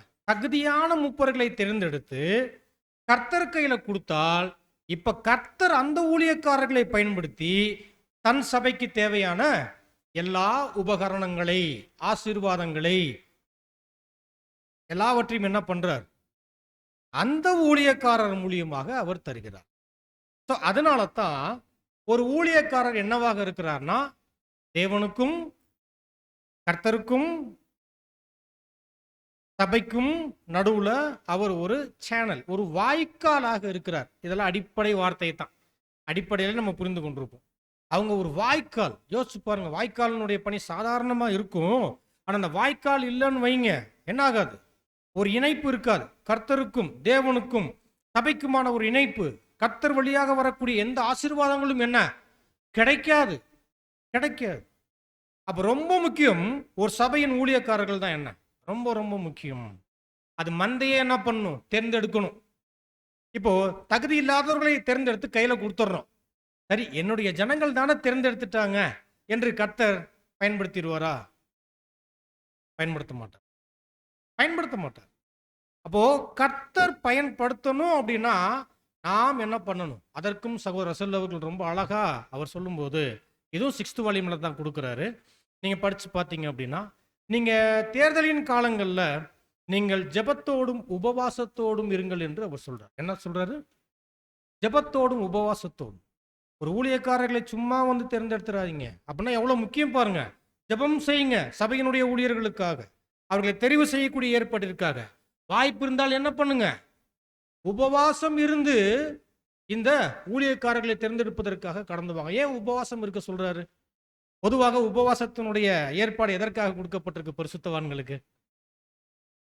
அதெல்லாம் நாங்கள் பெண்டிகாஸ்டில் இருக்கும் போதே முடிவுக்கு கொண்டு வந்துட்டோம். இங்கெல்லாம் எங்களுக்கு உபவாசம்ன்ற வார்த்தையை மறந்துருச்சு என்று சொன்னால், நிச்சயமா ஒரு உண்மையுள்ள புதிய சிருஷ்டி அது உபவாசத்தினுடைய அவசியத்தை புரிந்து கொள்ளுவாங்க. ரொம்ப முக்கியமாக பஸ்கா காலங்களில் அநேக பரிசுத்தவான்கள் தங்களுடைய மாம்சத்தை அடக்கி ஒடுக்குவதற்கு அந்த உபவாசத்தை தான் பயன்படுத்துவோம். அதே சேம் ஏன் உபவாசத்தை சகோதரர் ரசல் அவர்கள் தேர்தல் காலத்தில் கொண்டு வர்றாருன்னா, நாமளும் மாம்சத்தை என்ன பண்ணிடக்கூடாது? தேர்தலில் வந்து கலந்துடக்கூடாது, மாம்ச பாபத்தை கொண்டு வந்துடக்கூடாது. ஆகவே இந்த மாம்சத்தை கட்டுப்படுத்துவதற்கு நாம இந்த காலத்துல என்ன பண்ணணும்? உபவாசமும் ஜெபமும். இது ரொம்ப அருமையான ஏற்பாடு. இப்படியாக இருந்து நம்ம என்ன பண்ணணும்? தேர்தலை நாமோ சந்திக்கக்கூடியவர்களாக இருக்கணும் என்று சபைக்கு சொல்லப்படக்கூடிய ரொம்ப முக்கியமான ஒரு வார்த்தை. அப்படின்னா கவனம் இல்லாமல் செஞ்சிடாதீங்க, சாதாரணமா வந்து செஞ்சிடாதீங்க. இது எங்களுக்கு பரிச்சயமானது தான், பழக்கமானது தான் என்று வந்து செஞ்சிடாதீங்க. எத்தனை முறை நம்ம தேர்தலை சந்திக்கிறோமோ அத்தனை முறையும் தெய்வீக தன்மையில, உண்மையான ஆவியில, பயத்தோடு என்ன பண்ணணும்? இந்த ஒரு காரியத்தை நம்ம செய்யக்கூடியவர்களாக அருமையானவர்களே அங்க இருக்கணும். அப்போ சகலமும் எப்படி இருக்கணும்? ஆமா, டீசன்ட் அண்ட் டிசிப்ளின், ஒழுங்கும் கிரமமுமாக அங்க இருக்க வேண்டும் என்று பார்க்கிறோம். இதுல ரொம்ப முக்கியமா சபை மிகுந்த ஜாக்கிரதை உடையவர்களாக அங்கு இருக்க வேண்டும். இதுல ரொம்ப முக்கியமா ரீப்ரிண்ட் 1890ல சகோதரர் சொல்லும்போது, ஒருவேளை இந்த ஒரு நியமம் சபைக்கு இல்லாவிட்டால் என்ன வரும்? இந்த ஒரு தேர்தல் என்கின்ற நியமம் இல்லாவிட்டால் என்ன வரும் அப்படின்னா, அதைத்தான் ரீப்ரிண்ட் 1890ல சொல்லும்போது அது பெரிய ஆபத்து வரும் என்று சொல்றார். தேர்தல் என்கின்ற ஒரு முறை சபைக்கு இல்லாட்டினா சபைக்கு என்ன வரும்? ஆபத்து வரும். அப்படின்னா இப்ப நாமெல்லாம் எதுல இருக்கிறோம்னு அர்த்தம்? ஆசீர்வாதத்தில் இருக்கிறோம். ஏன்? நம்ம தேர்தல் நடத்துறோம். தேர்தலின் வழியாக நமக்கான ஊழியர்களை நம்ம தெரிவு செய்வதனால அந்த ஊழியர்களும் மனசாட்சிக்கு உட்பட்டு தேவனுக்கு பயந்து மந்தைக்கு என்ன ஆகுறாங்க? உண்மையுள்ள ஊழியத்தை ஏறெடுக்கிறதுனால தான் வருஷா வருஷம் எதை கொண்டு வர்றாங்க? இதுதான் ஒழுங்கு, இதுதான் சத்தியம் என்று அருமையான நம்முடைய சகோதரர்களும் என்ன பண்றாங்க? தொடர்ந்து அந்த தேர்தலை வைக்கிறாங்க. ஐயோ, இந்த முறை வச்சுட்டா நான் வராம போயிருவேனே, நம்ம தேர்தலை என்ன பண்ணிடலாம், கேன்சல் பண்ணிடலாம்னு யாராவது சொல்றாங்களா? அப்ப நம்ம சகோதரர்களும் எப்படி இருக்கிறாங்க? என்ன மாதிரியான சுத்த மனசு, அந்த சுத்த ஆவி இருக்கிறதுனால தான் அது தெய்வீக ஒழுங்கு என்று நினைத்து என்ன பண்றாங்க? எல்லாருமே வருடா வருடம் கொண்டு வரக்கூடிய, ஏன்னா மந்தை இதில் தான் எப்படி இருப்பாங்க? பாதுகாப்புல இருப்பாங்க என்று அனைவரும் இதை நம்ம புரிஞ்சிருக்கிறோம். நாம ஒருவேளை இது இல்லைன்னு வைங்க, என்ன ஆயிடும்? ஒருத்தருடைய கருத்துக்குள்ள அந்த எக்லீஷியா மாட்டிருச்சுன்னு, ஒருத்தர் சார்ஜ் எடுத்துட்டாருன்னு அர்த்தம். இப்ப அவர் சொல்றதை தான் கேட்கணும்னு அர்த்தம். அப்படி ஆயிடும். அப்படிலாம் நம்ம மத்தியில என்ன இல்ல. ஆகவே நம்ம எல்லாரும் எப்படி இருக்கிறோம்? ஒரு பெரிய ஆசீர்வாதத்துல இருக்கிறோம். அதற்கு சாட்சி தான் என்ன? நம்ம தேர்தலை என்ன பண்றோம், வருடா வருடம் நம்ம சந்திக்கக்கூடியவர்களாக இருக்கிறோம் என்பதற்கான ஒரு விஷயம். ரொம்ப முக்கியமா இது பாதுகாப்பு, மந்தைக்கான ஒரு பெரிய பாதுகாப்பாக தேவன் அங்க வைக்கிறார் என்கின்ற விஷயத்தை நாம் பார்க்கிறோம். மீண்டும் சகோதரர் இதே ஆர்டிக்கல்ல எழுதும்போது, சபையினுடைய ரட்சிப்புக்கு ரொம்ப முக்கியம் இந்த தேர்தலில் நீங்க தேர்ந்தெடுக்கக்கூடிய மூப்பர்களினுடைய இந்த ஒரு காரியம். மூப்பர்களை தேர்ந்தெடுப்பது சாதாரணமான விஷயம் இல்ல. சபையின் ரட்சிப்புக்கே முழு பொறுப்பு யார் தெரியுங்களா? மூப்பர்கள். இப்போ ஒரு மந்தைக்குள்ள இப்ப நீங்களும் நானும் சாதாரணமா ஒரு சகோதர சகோதரி, சாதாரணமான வார்த்தையை நீங்க தப்பா எடுத்துக்க கூடாது. ஒரு பொறுப்பு இல்லாமல் நம்ம ஒரு எஜமான்கள் போல சகோதர சகோதரிகளாக இருக்கிறோம்னு வைங்க. நீங்களும் நானும் இன்னொருத்தருக்கு உத்தரவாதிகள் அல்ல. புரியுதுங்களா? இப்ப பக்கத்துல இருக்கக்கூடிய சகோதரி நீங்க உத்தரவாதி இல்ல, நீங்க இவங்களுக்கு உத்தரவாதி இல்ல. அந்த சகோதரன் இன்னொருத்தருக்கோ, இன்னொரு சகோதரன் இன்னொருத்தருக்கோ என்ன இல்ல, அவங்களுடைய ரட்சிப்புக்கு யாரும் உத்தரவாதி இல்ல. பட் ஒரு மூப்பர் ஒட்டுமொத்த சபையினுடைய ரட்சிப்புக்கு உத்தரவாதி. எவ்வளோ பெரிய பொறுப்பு, சாதாரணமான விஷயம் இல்ல. இது ஏன் அப்படின்னா, நிறைய சமயத்துல ஒரு மூப்பர் ஊழியத்தை பெற்றுக்கொண்ட சகோதரர்களை நம்ம சாதாரணமாகவும் பார்த்துடக்கூடாது. அவர்கள் ஊழியக்காரர்கள் தான், ஆனா ஒரு ஊழியக்காரர் தானே என்று நம்ம என்ன பண்ணிடக்கூடாது, சாதாரணமா நம்ம பார்த்துடக்கூடாது. அவர்கள் எவ்வளோ பொறுப்புக்குரியவர்கள். சபையினுடைய ஒட்டுமொத்த ரட்சிப்புக்கும், ஒவ்வொரு ஆத்மாவுடைய ரட்சிப்புக்கும் யார்கிட்ட போய் கணக்கு கொடுக்கணும் தெரியுங்களா? நீங்களும் நானும் தேவ சமூகத்தில் போய் நின்னோம் என்றால் நம்மளுடைய சொந்த ரட்சிப்புக்கு நம்ம கணக்கு கொடுக்கணும். ஆனா ஒரு மூப்பர்கள் அவங்களுடைய ரட்சிப்பு மட்டும் இல்லாமல் மந்தையினுடைய ஒவ்வொரு ஆட்டினுடைய ரட்சிப்புக்கு அவர் என்ன பண்ணணும், தேவன்கிட்ட உத்தரவாதம் கணக்கு கொடுக்கணும். கணக்கு கொடுக்கணும். எவ்வளவு பெரிய பொறுப்பு இது, சாதாரணமான விஷயம் இல்ல. அதனால தான் அருமையானவர்களே, தேர்தலை சபை என்ன பண்ணணும், மிகுந்த ஜாக்கிரதையோடு செய்யணும். ஏன்னா மந்தையின் ரட்சிப்புக்கு, சபையின் ரட்சிப்புக்கு மூப்பர்னுடைய பங்கு மிக மிக அதிகம் என்கின்ற இந்த காரியங்கள் ரொம்ப அழகாக அங்க காண்பிக்கப்படுகிறது. அதனாலதான் மந்தையில எப்போதுமே சகோதர சகோதரிகள் கூட விசேஷமா தேர்தலின் சமயங்கள்ல தன்னலமற்றவர்களாக நடந்து கொள்ளணும். என்ன, எப்படி நடந்து கொள்ளணும்? தன்னலமற்றவர்களாக நடந்து கொள்ளணும். அப்ப தன்னலம் இல்லை என்றால் அந்த இடத்துல என்ன வந்துடும், மற்றவங்களுடைய நலன் மீது நமக்கு பார்வை, அதனுடைய முக்கியத்துவம் தெரிய வரும். நான் என்னுடைய நலன் பார்க்கலாட்டினா அதனுடைய அர்த்தம் என்ன, பிறருடைய நலனை பார்க்கக்கூடிய ஏற்பாடு. அப்போ இந்த தேர்தல் விஷயத்துல ஒவ்வொருவரும் மந்தையின் நலனை தான் பார்க்கணுமே தவிர, இதுல எனக்கு என்ன நலன் கிடைக்கும், எனக்கு என்ன பயன் கிடைக்கும், எனக்கு என்ன வாய்ப்பு கிடைக்கும் என்று நம்ம என்ன பண்ணக்கூடாது. இப்படிப்பட்ட பார்வை மந்தைக்குள்ள யாருக்குமே அங்க இருக்கக்கூடாது. மாறாக தேர்தலில் நான் பங்கெடுக்க போகிறேன், என்னால் மந்தைக்கு என்ன நன்மை, நான் தேவ சித்தம் வெளிப்படுத்தும் போது அது மந்தைக்கு நன்மையாக அது மாறும் என்கின்ற இந்த மாதிரியான பார்வை உடையவர்களாக அருமையானவர்களே அங்க இருக்கணும். அப்ப தேவ சித்தம் ரொம்ப முக்கியம். சரி, தேவ சித்தத்தை எப்படி அறிந்து கொள்ளுவது? தேர்தலின் காலத்துல நாம் தன்னலம் பாராமல் மந்தையின் நலனை கவனித்து மந்தைக்கு ஆரோக்கியமான ஊழியக்காரர்களை கொண்டு வரக்கூடிய ஏற்பாட்டில் எப்படி நான் தேவனுடைய சித்தத்தை அறிந்து கொள்வது?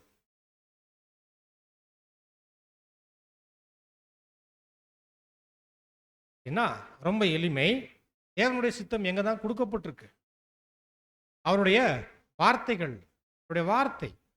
அப்போ அவருடைய வார்த்தையை இந்த காலங்களில் எவ்வளவு அதிகமாக படிக்கிறோமோ, எவ்வளவு அதிகமாக கேட்கிறோமோ, அதளவுக்கு நம்ம தேவ சித்தத்தை என்ன பண்ண முடியும், நாம வெளிப்படுத்துவதற்கான வாய்ப்பில் கடந்து போக முடியும். ஏன்னா நிறைய சமயங்கள்ல அநேக சகோதர சகோதரிகள் வாய்ப்பு இருந்தும் தேவனுடைய வார்த்தைகளின் பக்கம் கூட நம்ம போறது இல்லை, படிக்கிறது இல்லை. ஆனா எக்லீசியால சகோதரர்கள் புக்கு கொடுத்தாங்கன்னு வைங்க, முதல் ஆளா யார் வாங்குவா? யார் வாங்குவா? நாமத்தான் வாங்குவோம். வாங்கிடுவோம். வாங்கிட்டு என்ன பண்ணுவோம்? வாங்குறப்ப தான் நம்முடைய ஆர்வம் இருக்கும். அதற்கப்புறம் அதை கொண்டு போய் வைக்கிற இடம் வரை அதை பத்திரமா கையில வச்சிருப்போம். ஆனா ஒரு முறை வச்சுட்டோன்னு வைங்க ஒரு இடத்துல, அதுக்கப்புறம் என்ன ஆயிரும்? அவ்வளவுதான். அப்பப்ப பார்ப்போம், அப்பப்ப பார்ப்போம், அவ்வளவுதான். அது இந்த புத்தகத்துக்கும் நமக்குமான தொடர்பு தூரத்துல இருந்து நம்ம கண்கள்ல என்ன பண்ணிட்டு இருப்போம், பார்த்துக்கிட்டு இருப்போம். அவ்வளவுதான், விஷயம் முடிஞ்சு. அதற்கு இல்லை, அதற்கு இல்லை. தேவனுடைய வார்த்தைகள் அளவில்லாமல் நமக்கு கொடுத்திருக்கும் போது ஒவ்வொரு நாளும் முடிந்த அளவுக்கு நம்ம என்ன பண்ணணும், பர்சனலா நம்ம ஸ்டடி பண்ணணும். அதே போல தேவன் வைத்திருக்கக்கூடிய சபையின் ஏற்பாடுகள்ல ஒவ்வொரு காலத்திலையும் நம்ம என்ன பண்றோம், அந்த காலத்துக்கு உண்டான சத்தியங்களை படிக்கிறோம் இல்லைங்களா? பஸ்கா காலத்தின் சத்தியங்கள், தேர்தல் காலத்தின் சத்தியங்கள், இப்படி படிக்கிறோம் இல்லைங்களா? அப்ப இந்த காலங்கள்ல சபை மூலியமாக, அந்த ஒரு கூடுகை மூலியமாக தேவன் தரக்கூடிய வார்த்தைகளையும் வாங்கி அதற்கப்புறம் என்ன பண்ணணும், அதையும் தியானிக்கணும், பர்சனலா படிக்கணும்.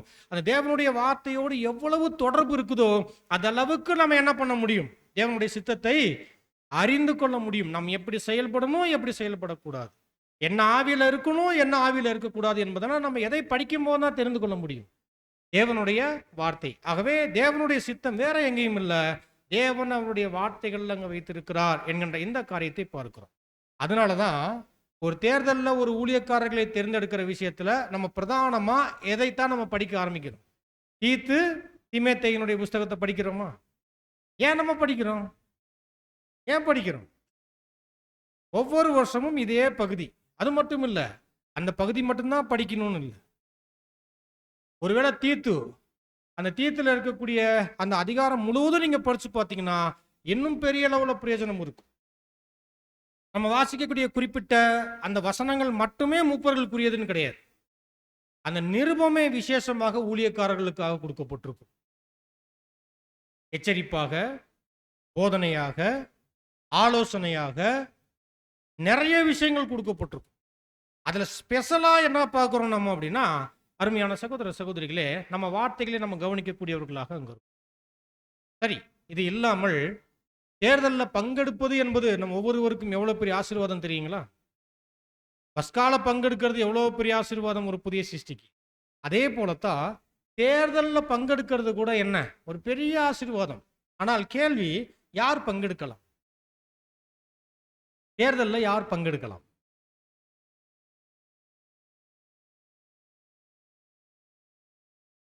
ஓ, பாஸ் ஓவர்ல யாரெல்லாம் பங்கெடுக்கலாம் அப்படின்னா, ஈடுபலியை விசுவாசிக்கக்கூடிய ஒவ்வொருவரும் பங்கெடுக்கலாம். பதில் வந்துருச்சா? அதுபோல தேர்தலில் யாரெல்லாம் பங்கெடுக்கலாம்?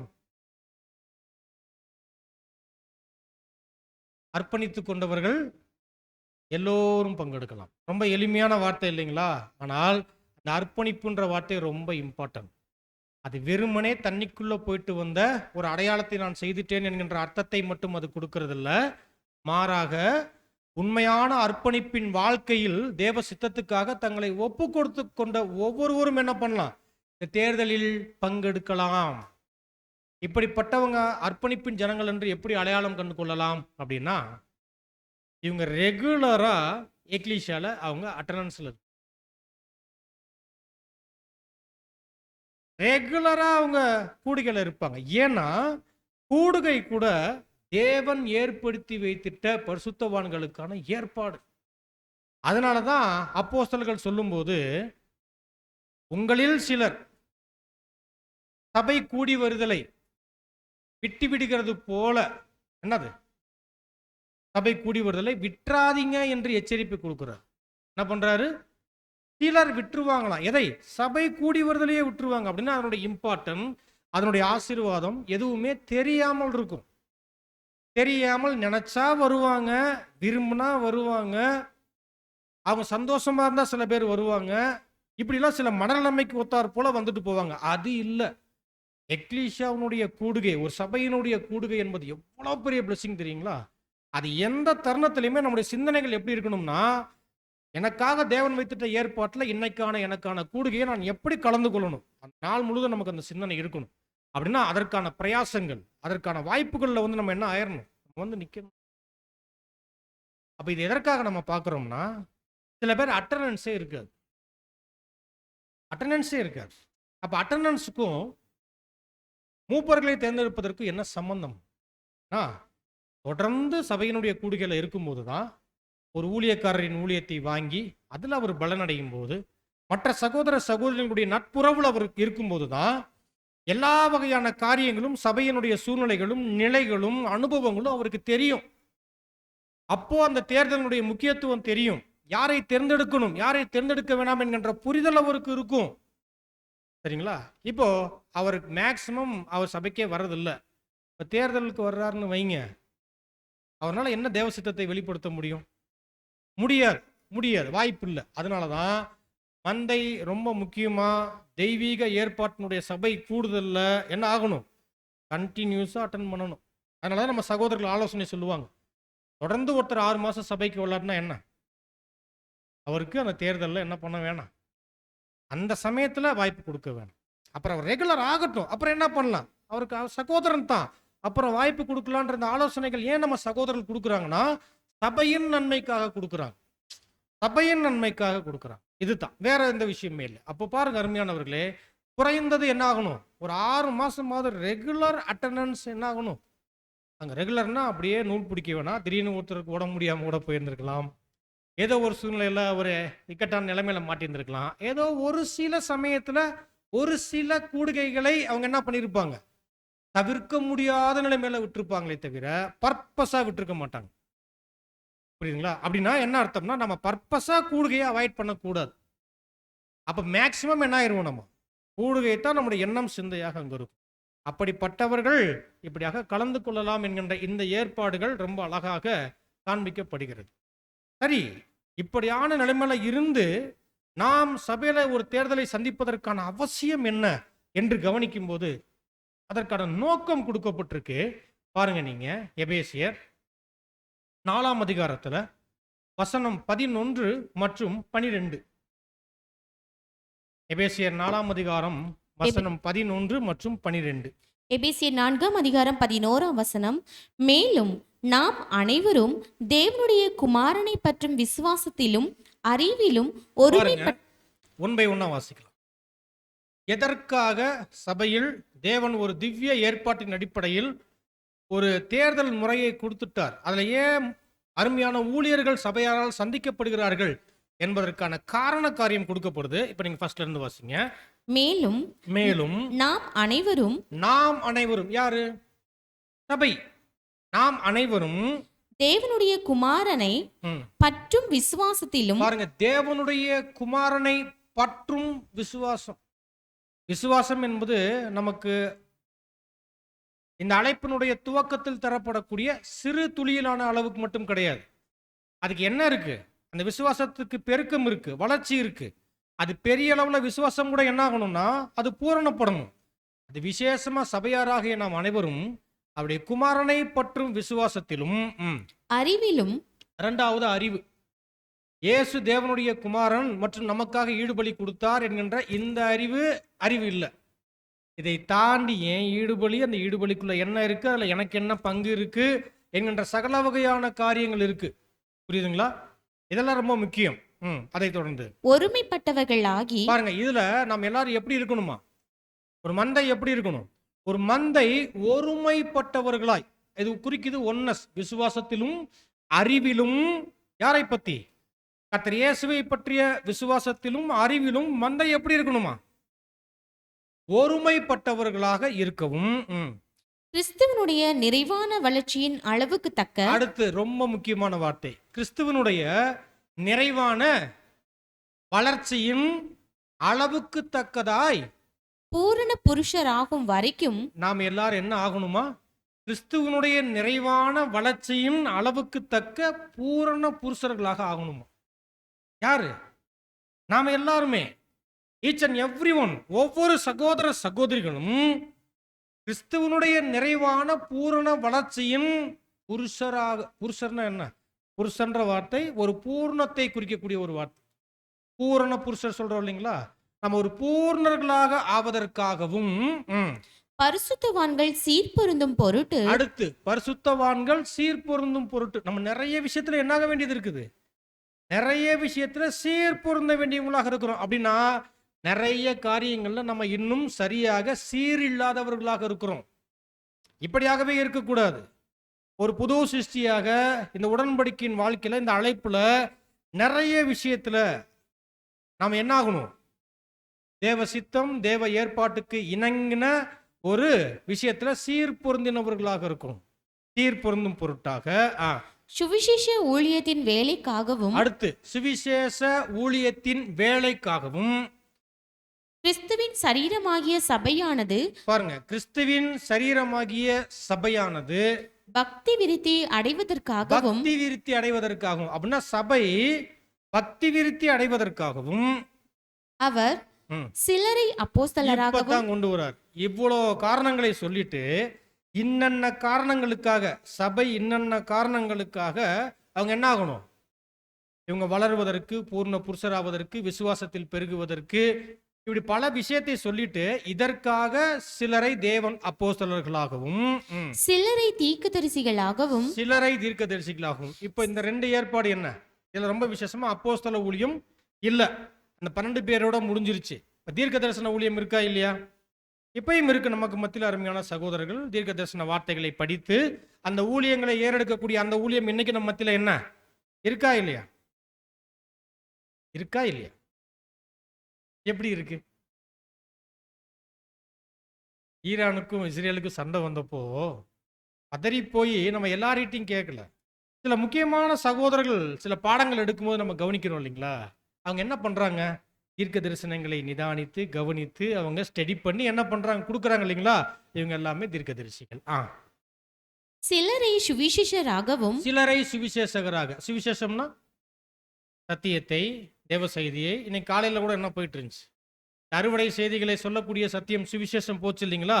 அப்போ இந்த சுவிசேஷத்தை சொல்லக்கூடிய சுவிசேஷகர்களாகவும் சிலரை மேய்ப்பராகவும் சிலரை மேய்ப்பராகவும். மேய்ப்பர்னா பிரிச்சு பிரிச்சு பேசுறாரு தெரியுங்களா? அப்படின்னா இவ்வளவு ஊழியங்கள் இருக்கு. சுவிசேஷ ஊழியம் இருக்கு, தீர்க்க தரிசன ஊழியம் இருக்கு, அதே போல என்ன இருக்கு, மேய்ப்பர் ஊழியம். இது எல்லாத்தையும் ஒரு சகோதரன் சில தாளந்தை பெற்றிருப்பாரு, சில சமயத்துல இன்னொரு சகோதரன் என்ன பண்ணியிருப்பாரு, தீர்க்க தரிசன வரம் பெற்றிருப்பாரு. சில சகோதரன் அந்த அறுவடை பணியில சுவிசேஷ ஊழியத்தை சொல்லக்கூடிய திறம்பட அந்த பப்ளிக் மீட்டிங் பேசக்கூடிய வாய்ப்பை பெற்றிருப்பாரு. இன்னும் ஒரு சில சகோதரர்களுக்கு மேய்ப்பர் ஊழியம் ரொம்ப அருமையான ஒரு வகையில என்ன இருப்பாங்க, பெற்றிருப்பாங்க. ஒவ்வொருவருக்கும் ஒவ்வொரு வகையான தகுதிகள் அங்க இருக்கும்.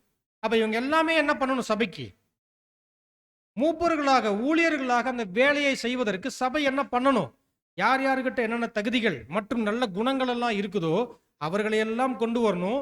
அப்ப சபைக்குள்ள என்னென்ன ஊழியங்கள் இருக்குன்னு பேசிக்கிட்டு இருக்கிறார். அப்ப சபையில என்னென்ன ஊழியங்கள் இருக்கு, ஒரு சபை அறுவடை வேலை பண்ணணும், காலத்துக்குரிய தீர்க்க தரிசனங்களை அறிந்து கொள்ளக்கூடிய வேலைகளை பண்ணணும், அதே போல மந்தை என்ன பண்ணப்படணும், மேய்க்கப்படணும்.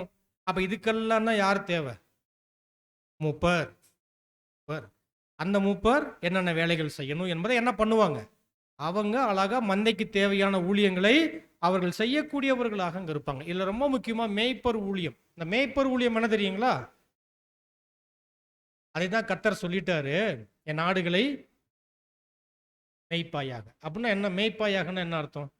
பொதுவாக அந்த ஆடு மேய்க்கிறதுல ஒரு பெரிய தவறான புரிந்து கொள்ளுதல் இருக்கு. இப்போ நீங்க போய் கவனிச்சிங்கன்னு வைங்க, இப்போ ஆடு மேய்க்கிறவங்க ஆடை எப்படி மேய்ப்பாங்க தெரியுங்களா? சொல்லுங்க. வச்சு அதுக்கு பேர் மேய்க்கிறது இல்லை, ஓட்டுறதுன்னு அர்த்தம்.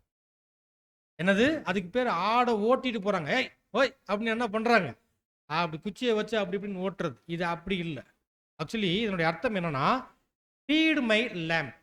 என்னது, ஃபீட் மை லேம்ப், என் ஆடுகளை போஷிப்பாயாக. இதுதான் என்னுடைய அர்த்தம்.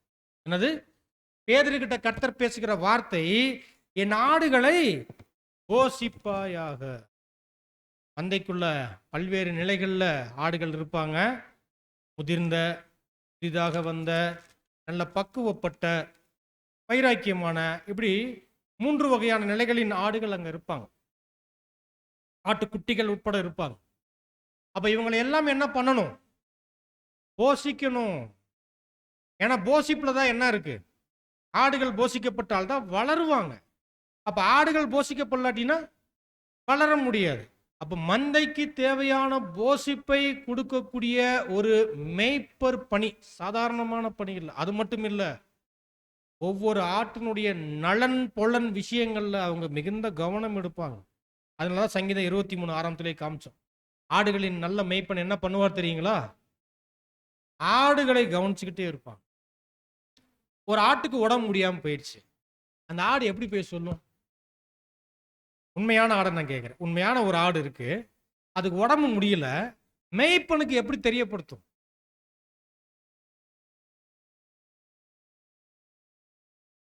இவர் பார்ப்பாரு, ஆனா இது தெரியப்படுத்தும். எப்படி தெரியப்படுத்தும்? ஏன்னா ஆடுகள் அது படுத்துரும், குப்புறப்படுத்து காலை மேல தூக்கிரும். இதெல்லாம் நமக்கு தெரியாது. ஒரு மேய்ப்பன் கண்டுபிடிச்சிருவார், அதுக்கு ஏதோ பிரச்சனை இருக்குன்னு சொல்லி. அப்ப அதுக்கு தகுந்த மருந்துகளை குடுத்து என்ன பண்ணுவாங்கன்னா, அதை காப்பாற்றுவாங்க. ஆடுகளுக்கு பெரிய பெரிய வியாதிகள், சிக்கல்கள்லாம் வரும். ஒண்ணும் இல்ல, சில ஆடுகள் சொல்லுவாங்க, அது தும்முச்சுன்னா அது மூக்குல இருந்து புழு வரும்னு சொல்லுவாங்க தெரியுங்களா? அதெல்லாம் என்னன்னா சில சமயத்துல அதனுடைய மண்டையில மூளையில ஏறிடுச்சுன்னா ரொம்ப அவதிப்படுங்க. அந்த ஆடுகள் ரொம்ப அவதிப்படும், ரொம்ப கஷ்டப்படுங்க. அதையெல்லாம் ஒரு மேய்ப்பன் கவனிச்சு அதுக்கு தகுந்த என்ன பண்ணணும்? மருந்தை குடுத்து இது பண்ணும். இல்லாட்டினா ஆடு என்ன ஆயிரும்? ஆடு செத்துரும். ஒரு மேய்ப்பன் ஆடு சாகிறத விரும்பவே மாட்டார். நல்ல மேய்ப்பன் என்ன பண்ண மாட்டாரு? ஆடு சாகிறத விரும்ப மாட்டார். இன்னைக்கு ஆடு மேய்க்கிறதே எதுக்கு? ஆடு வளர்க்கிறதே எதற்காக தான்? அது விக்கிறதுக்காக தான் இன்னைக்கு வளர்க்குறாங்க. ஆனா அப்பல்லாம் அப்படி இல்ல. அப்போ வசனம் சொல்லுது, உண்மையுள்ள மேய்ப்பன் முன்னாடி போவாரு. அதனுடைய மெய்யான ஆடுகள் அந்த மேய்ப்பன் பின்னாடி போகும். கர்த்தர் நமக்கான மேய்ப்பர். அவர் பின்னாடி போகக்கூடிய ஆடுகள். அப்ப மேய்ப்பன் முன்னாடி போவார். அவர் ஓட்டிட்டுலாம் போக மாட்டார். அவர் முன்னாடி போவாரு. ஆடுகள் அவர் பின்னாடியே போகும். இதுதான் உண்மையான ஆட்டினுடைய விஷயம். அப்படின்னா ஆடுகள் அவ்வளோ நம்பிக்கையை வைக்கும் கர்த்தர் மேல. நமக்கெல்லாம் இருக்கா இல்லையா? அது போல மந்தையில மூப்பர்கள் நம்பிக்கைக்குரியவர்கள். நம்பிக்கைக்குரியவங்க. அவங்க ஒரு முன்மாதிரியாக அவங்க இருப்பாங்க சபையில. ஒரு சபைக்கு சகல வகையான காரியத்திலும் அவர்கள் முன்மாதிரியாக இருப்பாங்க. அவர்களை பார்த்து சபை என்ன பண்ணுவாங்க? அநேக விஷயங்களை அவர்கள் கற்றுக்கொள்ளக்கூடியவர்களாக அவர்கள் காணப்படுவாங்க என்கின்ற ஒரு காரியத்தை கூட நம்ம பார்க்கிறோம் அருமையானவர்களே. ஆகவே பாருங்க, இப்ப யோசிச்சு பாருங்க, வார்த்தைகள் ஒவ்வொன்றும் சாதாரணமானது இல்ல. மேய்ப்பர் என்கின்ற வார்த்தை சாதாரணமான விஷயம் இல்ல. ஆடுகளுக்கு என்ன நிலை, என்ன சூழ்நிலை, ஏன் அவங்க பலவீனப்பட்டிருக்கிறாங்க, அவங்களுக்கு என்ன செய்யணும், அவங்களை எப்படி நடத்தணும், அவங்களை எப்படி தூக்கி எடுக்கணும், அவங்களை எப்படி உற்சாகப்படுத்தணும், இன்னும் அவங்க வளர்வதற்கு என்ன தேவை என்று ஒவ்வொன்றையும் கவனிப்பான். ஒவ்வொன்றையும் கவனிப்பான். இதெல்லாம் அந்த மேய்ப்பருடைய, அந்த மூப்பர்களுடைய பணிகளாக இருக்கு. சில சமயத்துல நம்ம வரலாற்றுனா யார் நமக்கு ஃபோன் பண்றா? உதர சகோதரிகள் பண்ணுவாங்க. ஆனால் ஊழியர்கள் பண்றாங்களா இல்லையா? என்னாச்சு, ஏன் விசாரிக்கிறாங்க? அந்த ஊழியம் அப்படிப்பட்ட ஊழியம். அப்ப சகோதர சகோதரிகள் ஒருவரும் அவங்க என்ன ஆயிடக்கூடாது, இந்த ஏற்பாட்டுல இருந்து வழிவீறக்கூடாது, அவங்க விழுந்துடக்கூடாது, அவங்க பாதுகாப்பா ஆரோக்கியமாக இந்த அழைப்புல தொடர்ந்து அவங்க ஓடணும் என்பதற்கான விசாரிப்புகள் அவைகள் எல்லாமே. புரியுதுங்களா? திடீர்னு ஒரு உடல்நிலை சரியில்லை, யார் நிக்கிறா? தகவல் எப்படி போகுது? நமக்கான உதவிகள் எப்படி வருது? அருமையான அந்த ஊழியர்கள் முன்னின்று என்ன பண்ணுவாங்க? எடுத்து செய்வாங்க. அநேக சமயத்துல ஜெபங்களாக இருக்கட்டும், மற்ற விஷயங்களாக இருக்கட்டும், இதெல்லாம் என்ன ரொம்ப முக்கியமான பொறுப்புல அந்த ஊழியர்கள் இவைகள் எல்லாம் இருந்து செய்யறாங்க இல்லைங்களா? இதெல்லாம் அந்த மேய்ப்பர் ஊழியத்துக்குள்ள எல்லாம் வரும். அவ்வளோ விஷயங்கள் இருக்கு. சபையை மேய்க்கக்கூடிய விஷயம், விசேஷத்தின் ஊழியங்கள் மற்றும் அநேக வகையான காரியங்கள். சாரம் பார்த்துட்டீங்கன்னா அந்த அதிகாரத்தில், அந்த வசனத்தில் என்ன பண்ணப்பட்டிருக்கு? சபையினுடைய நிறைவான வளர்ச்சிக்காக இந்த ஊழியங்கள் எல்லாம் என்ன பண்ணப்பட்டிருக்கு? சபைக்கு அருளப்பட்டிருக்கு என்கின்ற இந்த விஷயத்தை கூட அருமையானவர்களே நம்ம பார்க்கணும். அப்ப இந்த காரணங்களை எல்லாம் பார்க்கும்போது பாருங்க, இப்போ நாம பார்க்கக்கூடிய வசனங்கள் நமக்கு பரிச்சயமான வசனங்கள் தான். தீமோத்தேயுக்கு எழுதக்கூடிய வசனங்கள் என்னவாக இருக்குது? ஒரு மேய்ப்பரை தேர்ந்தெடுக்கும் போது சபை எதன் அடிப்படையில் தேர்ந்தெடுக்கணும்? ஒரு மூப்பர் எப்படிலாம் இருக்கணும் என்று நமக்கு அதிகாரங்கள் சொல்லுது. வசனங்கள் என்ன சொல்லுது? கண்காணிப்பை விரும்புகிறவன் நல்ல வேலையை விரும்புகிறான் அப்படின்னு முடிக்காம, அதுக்கப்புறம் அந்த கண்காணி ஆனவன் எப்படியெல்லாம் இருக்க வேண்டும் என்று என்ன பண்ணுது? அது பெரிய பட்டியல் இடக்கூடியதாக அங்க இருக்கு என்று பார்க்கிறோம். 1 தீமோத்தேயு 3ஆம் அதிகாரம் வசனம் 1-7 வரை நீங்க போடும். கண்காணிப்பை விரும்புகிறவன் நல்ல வேலையை விரும்புகிறான். இது உண்மையான வார்த்தை. ஆகையால் என்னுடைய அர்த்தம் என்ன? மந்தைக்குள்ள ஒரு ஊழியம் விரும்பி செய்யணும். என்ன பண்ணணும்?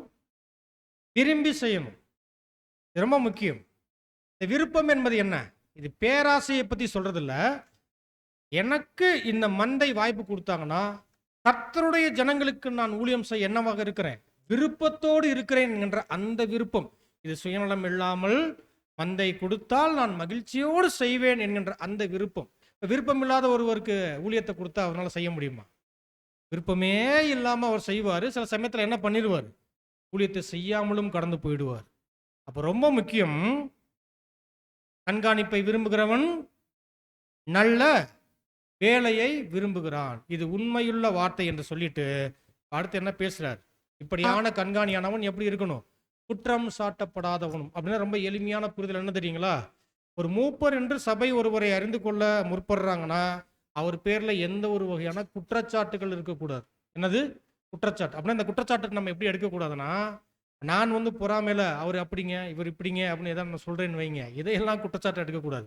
குற்றச்சாட்டுன்ற வார்த்தைக்கு ஆழமான அர்த்தம் இருக்கு, புரியுதுங்களா? அது போல ஒரு தகுதியுள்ள மூப்பரை சபை தேர்ந்தெடுக்கிறாங்கன்னா அவர் பேர்ல என்ன இருக்கக்கூடாது? எந்த ஒரு வகையான குற்றச்சாட்டுகள், பாவமான காரியங்கள்லையோ தவறான விஷயங்கள்லையோ சாட்சி இல்லாத விஷயங்கள்ல இப்படிப்பட்ட குற்றச்சாட்டுகள் என்ன ஆகக்கூடாது? அவங்க பேர்ல இருக்கக்கூடாது. இது பாயிண்ட். அடுத்து என்ன வருது? ஒரே மனைவியை உடைய புருஷனும். ஆமா, ஏன் இது ஏன் சொல்லப்பட்டிருக்கு? இன்னைக்கெல்லாம் இது இல்லாம கிரமமா இருக்கு இல்லைங்களா நம்ம மத்தியில. ஆனா இது எழுதப்பட்ட காலங்கள்ல 2000 வருஷத்துக்கு முன்னாடி இப்படிலாம் இல்லை. மேரேஜ் என்ன பண்ணிக்குவாங்க? 2-3 மேரேஜ் கூட பண்ணிக்குவாங்க. ஆனா பாருங்க, சபைக்குள்ள ஒழுங்கு எங்கேயே வருது பாருங்க. அப்போஸ்தலர்கள் காலத்துக்குள்ளேயே உள்ள வருது. மந்தை மற்றும் மந்தையை மேய்க்கக்கூடிய ஏற்பாடு. அப்படின்னா ஒரு மூப்பர் மட்டும்தான் கிடையாது, மந்தைக்குள்ள எல்லாருமே ரொம்ப ஒழுங்கும் கிரமமா இருக்கணும். அதுல விசேஷமாக ஒரு திருமண பந்தத்தை பத்தி பேசும்போது ஒரே மனைவியுடைய புருஷனாக இருக்கணும். ஏன்னா கர்த்தர் இயேசுவுக்கு கற்புள்ள கன்னிகையாக சபை மட்டும்தான் நியமிக்கப்பட்டிருக்கிறாங்க, உண்மையுள்ள கன்னிகைகள். அப்போ இங்க கூட என்ன இருக்கணும்? ரொம்ப பரிசுத்தமும் நீதியும் ஒழுங்கும் மேலோங்கி காணப்படணும். அதுல மந்தையின் மூப்பர் எப்படி இருக்கணும்? ஒரே மனைவியை உடைய புருஷனாக அங்க இருக்கணும் என்கின்ற விஷயம் அங்க வைக்கப்படுகிறது. ஜாக்கிரதை உள்ளவனும். அடுத்து என்னங்க? ஜாக்கிரதை உள்ளவன். ஜாக்கிரதை உள்ளவன்னா என்ன அர்த்தம்? ரொம்ப எளிமை, ரொம்ப அவர் எப்போதுமே எச்சரிப்பா இருக்கணும், அவ்வளவுதான். ஜாக்கிரதைன்னா என்ன? மந்தையை குறித்து மற்றும் மந்தைக்கு ஏறெடுக்கக்கூடிய ஊழியங்களை குறித்த விஷயத்துல அவர் எப்போதும் அவேர்னஸா இருக்கணும், விழிப்போடு அவர் இருந்துகிட்டே இருக்கணும், புரியுதுங்களா? இல்லாட்டா என்ன ஆயிடும்? மந்தை தவறுவதற்கு, தவறான நிலைகளில் போவதற்கு, தேவையில்லாத உபதேசங்கள் உள்ள வருவதற்கு வாய்ப்பு இருக்கா இல்லையா? அது இந்த காலங்களில் இருக்கா இல்லையா? நிறைய இருக்கு, இந்த காலங்களில் நிறைய இருக்கு. ஏன்? நாமளே நம்பி ஏமாந்து போகும் அளவுக்கு ரொம்ப கவர்ச்சியா சத்தியங்களை பேசக்கூடிய நபர்கள் இருக்கிறாங்க. ஆனா ஆரோக்கியமானவங்களாக இருக்க மாட்டாங்க. நீங்க யூடியூப் போயிட்டா என்னென்ன வருது? நம்ம உபதேசங்கள் தான், தெரிஞ்சவங்க தான். அந்த ஐக்கியம் இந்த ஐக்கியம் நம்ம பார்க்குறோம் இல்லைங்களா? உண்மைத்தான். ஆனாலும் உபதேச ரீதியாக சபைக்குள்ள ஆபத்துகள் வருவதற்கு வாய்ப்புகள் இருக்கு. அதனாலதான் ஒரு மூப்பர் எப்போதுமே எப்படி இருக்கணும்? ரொம்ப விழிப்புள்ளவராக அவர் அங்க இருக்கணும் என்பதைத்தான் ஜாக்கிரதை உள்ளவனும் என்கின்ற வார்த்தையை நம்ம பார்க்கிறோம். அடுத்து பார்க்கும்போது தெளிந்த புத்தி என்று நம்ம பார்க்கிறோம். தெளிந்த புத்தி, அதற்கப்புறம் இந்த யோக்கியதை என்கின்ற வார்த்தை, இதெல்லாம் பார்க்கும்போது இந்த தெளிந்த புத்தி என்கின்ற வார்த்தைக்கான அர்த்தம் என்ன அப்படின்னா, ஃபர்ஸ்ட் ஆஃப் ஆல் ரொம்ப எளிமையான வார்த்தை, ஆனால் கொஞ்சம் டிஃப்ரெண்டாக இருக்கும். அவர் தெளிந்த புத்தி உள்ளவனாக இருக்கணும்னா அவர் தன்னைத்தான் முதலாவது கட்டுப்படுத்தக்கூடியவராக இருக்கணும். எப்படி இருக்கணும்? அவர் தன்னைத்தானே கட்டுப்படுத்தக்கூடியவராக இருக்கணும். இப்ப அவரே தன்னை கட்டுப்படுத்த முடியலன்னு வைங்க, சுபாவத்தின் அடிப்படையிலையோ அல்லது ஒரு செயல்பாட்டின் அடிப்படையிலையோ அவர் தன்னை கட்டுப்படுத்த முடியலன்னு வைங்க, எப்படி இருப்பாரு?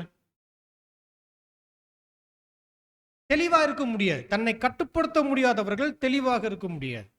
அப்ப எந்த நிலையிலையும் தன்னை கட்டுப்படுத்தும் போது அவங்க எப்படி இருப்பாங்க? அதனால தான் பெரிய வசனமே இருக்கு. என்ன வசனம் இருக்கு தெரியுங்களா? பட்டணத்தை பிடிப்பதை பார்க்கிலும் தன் மனதை அடக்குகிறவன் உத்தமன். ஏன் இந்த வசனம் சொல்லப்பட்டிருக்கு அப்படின்னு பார்க்கும்போது, அருமையானவர்களே, ஒருத்தர் தன்னைத்தான் கட்டுப்படுத்தும் போது அவர் தெளிந்த மனநிலைமையுடையவராக இருப்பார். அவர் அப்போ ஒரு மூப்பர் எப்படி இருக்கணும்? தன்னைத்தான் எல்லா விஷயங்களிலும் கட்டுப்படுத்தக்கூடியவராக அங்க அவர் இருக்கணும் என்கின்ற இந்த அர்த்தத்தை அது தரக்கூடியதாக இருக்குது. அடுத்து யோக்கியதை என்கின்ற வார்த்தை வருது. இதை நம்ம சாதாரணமா பேசணும்னா என்ன ஆயிரும்? எப்படி என்னை நீங்க பார்த்து இந்த வார்த்தையை சொல்லலாம் அப்படின்னு நம்ம கேட்போம். கேட்போமா? கேட்க மாட்டோமா? நான் வசனத்துல ஒரு மூப்பர் எப்படி இருக்கணுமா? யோக்கியதை உள்ளவராக இருக்க வேண்டும். அப்ப இந்த யோக்கியதை என்கின்ற வார்த்தைக்கான அர்த்தம் என்னன்னா, இங்கிலீஷ்ல ஆங்கிலத்துல 2 வார்த்தை வருது. ஒன்று என்னன்னா டிசிப்ளின், இன்னொன்று குட் பிஹேவியர். குட் பிஹேவியர், அந்த டிசிப்ளினை நம்ம எப்படி புரிந்து கொள்ளலாம் அப்படின்னா ரொம்ப முக்கியம். டைமிங். டைமிங் டைமிங்கில் ஒரு மந்தையினுடைய மூப்பர் ரொம்ப சரியாக இருக்கும். அவர் மட்டும்தான் நினைக்கிறீங்களா? ஹோல் எக்லீஷாவுமே டைமிங்கில் ரொம்ப கரெக்டாக இருக்கும். 10 மணிக்கு சர்வீஸ்னா 10:30க்கு சர்வீஸ்னா 10:45க்குலாம் வந்துட்டேன் முதல் அப்படின்னு சபையோ, அல்லது அறக்க பறக்க ஒரு மூப்பர் 10:35க்கு வர்றவராக இருக்கக்கூடாது.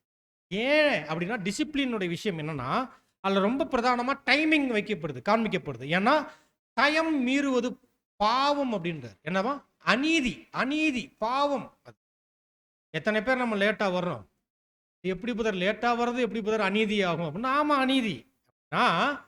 நான் லேட்டாக நான் அநேக பரிசுத்தவான்களினுடைய சிந்தையை, அந்த கூடுகையினுடைய ஒழுங்கை நான் என்ன பண்ணுறேன்? நான் கெடுக்கிறேன். புரியுதுங்களா? அப்படி கெடுக்கும் போது என்ன ஆகுது? அந்த ஆராதனுடைய முறை, அதனுடைய காரியங்கள், பரிசுத்தவான்களுடைய சிந்தை முதலாவது கெடுது இல்லைங்களா? ஃபர்ஸ்ட் இது அநீதி. அப்போ அநீதி எல்லாமே என்னதான்? பாவம். அவ்வளோதான், முடிஞ்சு. ரசல் பதர் எழுதுறார். அப்போ நேரம். அதனால தான் ஒரு மூப்பர் அவர் எப்படிப்பட்டவராக இருக்கணும் அப்படின்னா, யோக்கியதை உள்ளவர் அப்படின்னா, அந்த யோக்கியதையெல்லாம் ரொம்ப முக்கியமாக டிசிப்ளின் அண்ட் குட் பிஹேவியர், அதில் ரொம்ப அவர் டிசிப்ளின் உடையவராக இருக்கணும் எல்லா விஷயங்கள்லையுமே. அடுத்து குட் பிஹேவியர். குட் பிஹேவியர்னா என்ன அர்த்தம்? அப்படி எந்த செயல்களும் எப்படி இருக்கணும்? பிஹேவியர்னா என்ன? அதனுடைய அர்த்தம் என்ன? அவருடைய சபைக்குள்ள, மந்தைக்குள்ள ஒவ்வொரு சகோதர சகோதரிகள்கிட்டையும் அவருடைய பிஹேவியர் தெய்வீக தன்மையில் இருக்கணும். பரிசுத்த ஆவியினுடைய அந்த அச்ச அடையாளங்கள் நிறைந்த குண அம்சங்களின் அடிப்படையில் அங்கே இருக்கணும். சாதாரணமாக நம்ம என்ன பண்ண முடியாது. நம்ம சகோதர சகோதரிகள்கிட்ட நம்ம அப்ரோச் பண்ணுறதோ, பேசுவதோ, காணப்படுவதோ அப்படி இருக்கக்கூடாது. குட் பிஹேவியர் ரொம்ப டீசெண்டாக அங்கே இருக்கும்.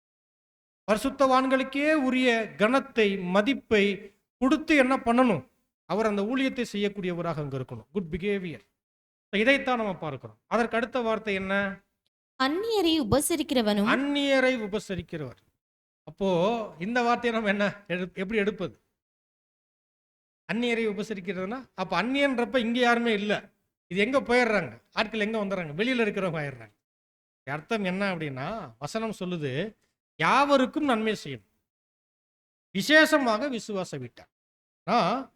தேவனுடைய பிள்ளைகள் அறிந்தவர்கள், தெரிந்தவர்கள், தெரியாதவர்கள் என்று யாருக்கும் நன்மை செய்யக்கூடிய இருதயம் இருக்கணும். தேவனை போல அவருடைய பிள்ளைகள் இருக்கணும். அந்த தயாள குணமுடையவர்களாக இருக்கணும். இதுதான் விஷயம். இந்த ஏற்பாட்டின் அடிப்படையில் ஒருவர் அந்நியரையே உபசரிக்கக்கூடியவராக, அறியாத தெரியாதவர்களுக்கே உதவி செய்யக்கூடியவராக, அப்படிப்பட்ட ஒரு நல்ல வளர்ந்த நிலை இருக்கு அப்படின்னா, மந்தைக்குள்ள அவர் எப்படி இருப்பார் தெரியுங்களா?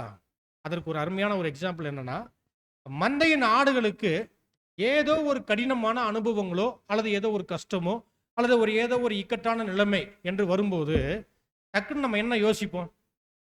எனக்கு இந்த நேரத்தில் யார் இருக்கிறான்னு யோசிப்போம் இல்லைங்களா? அப்படி யோசிக்கும் போது நம்மளுடைய சிந்தனைகளில் ஃபர்ஸ்ட் யார் வரணும்னா, மூப்பர் வரணும். மூப்பர் வரணும். புரியுதுங்களா? அப்படிப்பட்ட ஊழியத்தை அவர் செய்யக்கூடியவராக அங்க. புரியுதுங்களா? அந்நியரை உபசரிக்கிறவர்னா, அவர் நல்ல மனதுல சகோதர சகோதரிகளுக்காக எந்த நிலையிலையும் என்ன அவங்களுக்காக அவர்களை நடத்தக்கூடிய ஏற்பாட்டில் அந்த நிலைகளில் அவர்களோடு நிற்கக்கூடியவராக அவர் அங்கே இருக்கணும். இதைத்தான் இந்த ஒரு விஷயங்கள், இந்த வார்த்தையினுடைய அர்த்தங்களை நம்ம பார்க்கக்கூடியவங்களாக இருக்கிறோம். அடுத்த வார்த்தை போதக சமர்த்தனுமாய் இருக்க வேண்டும். இது ரொம்ப முக்கியம். போதக சமர்த்தன். சரி, போதக சமர்த்தன்னா என்ன அர்த்தம்? ஒரு எல்டர் என்னவாக இருக்கணும்? போதக சமர்த்தனாக இருக்கணும். இன்னொன்று, ஒரு எல்டர் தான் போதிக்கணும். புரியுதுங்களா? எங்க? மந்தைக்குள்ள ஆவிக்குரிய ஊழியம் என்றால் அது யார் தான் ஏறெடுக்கணும்? ஒரு எல்டர் தான் செய்யணும். இது ரொம்ப முக்கியமான விஷயம். சரி, ஆனா இது மட்டும்தான் அர்த்தம் கொடுக்குதா? அவர் போதக சமர்த்தனாக இருக்கணும் என்று சொல்லும்போது ஆங்கிலத்தில் ஆப் டு டீச் என்ன பண்ணுமா? ஒரு எக்லீஷியாவுக்கு டீச்சராக இருக்கணும். போதகம்ன்ற வார்த்தையை நம்ம என்ன நினைச்சிருவோம் அப்படின்னா, ப்ரீச் பண்றதுன்னு நினைச்சிருவோம். 1 மணி நேரம் 1.5 மணி நேரம் நின்னு அவரு ஒரு சப்ஜெக்ட் பண்றது போதகம் இல்ல. அவர் என்ன பண்ணிட்டார்? சப்ஜெக்ட் ப்ரிப்பேர் பண்ணிட்டு என்ன பண்றாரு அவரு? அத அவர ஒரு ஸ்பீச்சா குடுக்குறாரு அவர். அது இல்ல. இந்த இடத்துல போதக சமர்த்தன் என்பது ஒரு எக்லேசியாவை எஜுகேட் பண்ணக்கூடிய விஷயம். என்ன பண்ணணும்? எஜுகேட் பண்ணணும். அதாவது எப்படி 1வது படிக்கக்கூடிய பிள்ளையை 2வதுக்கு நம்ம கடத்துறாங்க இல்லைங்களா ஒரு ஆசிரியர். அதே போல அவர்கள் ஒவ்வொரு வகுப்பாக அவங்க முன்னேறி அவங்க என்ன ஆகுறாங்க? கல்லூரி வரைக்கும் போறாங்கன்னா, அப்போ ஒரு ஆசிரியர் என்ன பண்றாரு? அந்த மாணவர்களை அந்த கல்வி ரீதியில் அவங்களை உயர்த்தி அனுப்புறாரு இல்லைங்களா? அதுக்கு பேர் தான் டீச். அவர் ஸ்பீக்கரா இருக்கணும்னு அவசியம் இல்லை. பட் யாரா இருக்கணும்? அவர் கண்டிப்பா டீச்சரா இருக்கணும். நிறைய இடத்துல ஸ்பீக்கர் இருக்கிறாங்க, ஆனா டீச்சர்ஸ் இருக்கிறது இல்லை. அப்ப டீச்சர்ஸ் எப்படி இருப்பாங்க? எவ்வளவு அனுபவத்துல இருப்பாங்க? ரொம்ப எளிமை என்ன தெரியுங்களா? தேவனுடைய தெய்வீக திட்டத்தினுடைய சகல சாரத்தையும் அறிந்தவர்களாக அவர்கள் இருக்கணும். புரியுதுங்களா? அதனுடைய அறிவு இருந்தால் போதும். அப்போ நம்ம போதகம் என்று நம்ம நினைக்கும் போது இங்க நின்று பேசுவது போதகம் இல்லை. மாறாக சபையை நல் உபதேசங்களிலும் நற்காரியங்களிலும் தேவனுடைய வார்த்தைகளுக்கு அடுத்த விஷயத்துல அவர்களை என்ன பண்ணணும்? அவர்களை நடத்தி கொண்டு போவது, அவர்களை வளர்த்து கொண்டு போவது. இந்த விஷயத்தை தான் என்ன ஒரு மூப்பர் போதக சமர்த்தனாக அங்க இருக்கணும் என்கின்ற இந்த வார்த்தையை நம்ம பார்க்கக்கூடியவர்களாக அங்க இருக்கும். அடுத்த வார்த்தை, அவன் மதுபான பிரியனும் அவன் மதுபான பிரியனாக இருக்கக்கூடாது. மதுபான பிரியன்னா என்ன? மது குடிக்கக்கூடாது. இன்னைக்கு நம்ம மத்தியில யாருமே மது குடிக்கிறவங்க இல்லை. அப்ப இந்த வார்த்தையை எப்படி எடுக்கிறது? பொதுவா மது என்ன நிலையை கொண்டு வரும்? ஒரு மயக்கமான ஒரு போதையான நிலைமையை கொண்டு வரும் இல்லைங்களா? நாம எப்படி எடுக்கலாம்னா, இந்த உலகம் அநேக விஷயத்துல நம்மளை மதிமயங்க செய்து இல்லைங்களா? இந்த மாதிரியான இந்த உலகமான விஷயங்கள்ல மதிமயங்காதவராக ஒரு மூப்பர் இருக்கணும். ரொம்ப முக்கியமாக. ஏன்னா ஒருவேளை ஒரு மூப்பர் உலகப்பூர்வமான அநேக விஷயங்கள்ல மதிமயங்கி வாழ்றாருன்னு வைங்க, ஆடுகள் என்ன பண்ண ஆரம்பிச்சிடும்? ரொம்ப ஜாலி ஆயிருவாங்க. ஆடுகளுக்கு என்ன ஆயிரும்? பயங்கர உற்சாகமாயிரும். ஒன்றும் இல்லை, இந்த பரிசுத்தமான காரியத்தை விட்டுட்டு கொஞ்சம் உலகத்தில் எட்டி பார்த்தோம்னா எப்படி இருக்கும்? ரொம்ப இன்ட்ரெஸ்டாக இருக்கும். புரியுதுங்களா? அது கவர்ச்சி நம்மளை இழுத்து ஒன்றும் இல்லாமல் பண்ணிடும். அப்போ இந்த உலகம் அநேக விஷயங்கள்ல நம்மளை மதிமயக்கி நம்மளை கீழே தள்ளுவதற்கு நிறைய ஏற்பாடுகளை இந்த உலகம் வச்சிருக்கு. ஆகவே எந்த விஷயத்திலையும் மதிமயங்காதவர்களாக யார் இருக்கணும்? மந்தையும் சரி, ரொம்ப முக்கியமாக மந்தையை நடத்தக்கூடிய ஒரு ஊழியரும் அப்படியாக இருக்க வேண்டும் என்று நம்ம பார்க்கிறோம். இப்படியாக நம்ம எடுத்துக்கொள்வோம். இப்ப அடுத்த விஷயம் பாருங்க, என்னது? அடிக்காதவனாயும். அப்படின்னா ஆதிகால சபையில மூப்பர்கள் என்ன பண்ணியிருக்கிறாங்க? மந்தையை ஒரு மூப்பர் அடிக்காதவனாக இருக்கணும் அப்படின்னா அப்ப ஆதி காலத்துல மூப்பர்கள் அடிச்சிருக்கிறாங்கன்னு எடுத்துக்கலாமா? அப்புறம் ஏன் அந்த வார்த்தை வருது? ஜஸ்ட் கூட ஒரு புது விளக்கம் கொடுக்குறாங்க. ஒரு வார்த்தையில கூட சில பேரை காயப்படுத்திடுவோம். சரியான வார்த்தை தான், தப்பு சொல்ல வரல. அடிக்காதவனும் என்று சொல்லும்போது இதனுடைய அர்த்தம் என்ன? பவுல் கூட சொல்றாரு, நான் அன்பா வரணுமா உங்ககிட்ட, இல்ல பிரம்போடு வரவான்னு கேட்கிறார் இல்லைங்களா? அப்படின்னா அப்போஸ்தலர்கள் எல்லாம் கையில என்ன வச்சிருந்துருக்கிறாங்க? எக்லிஷா போகும்போது பிரம்போடு. இப்போ வாத்தியார் எப்படி போவாரு? ஒரு பள்ளி மாணவன்கிட்ட போகும்போது எதுக்காக போறாங்க? அடிக்கணுன்றதுக்காக எடுத்துட்டு போக மாட்டாங்க.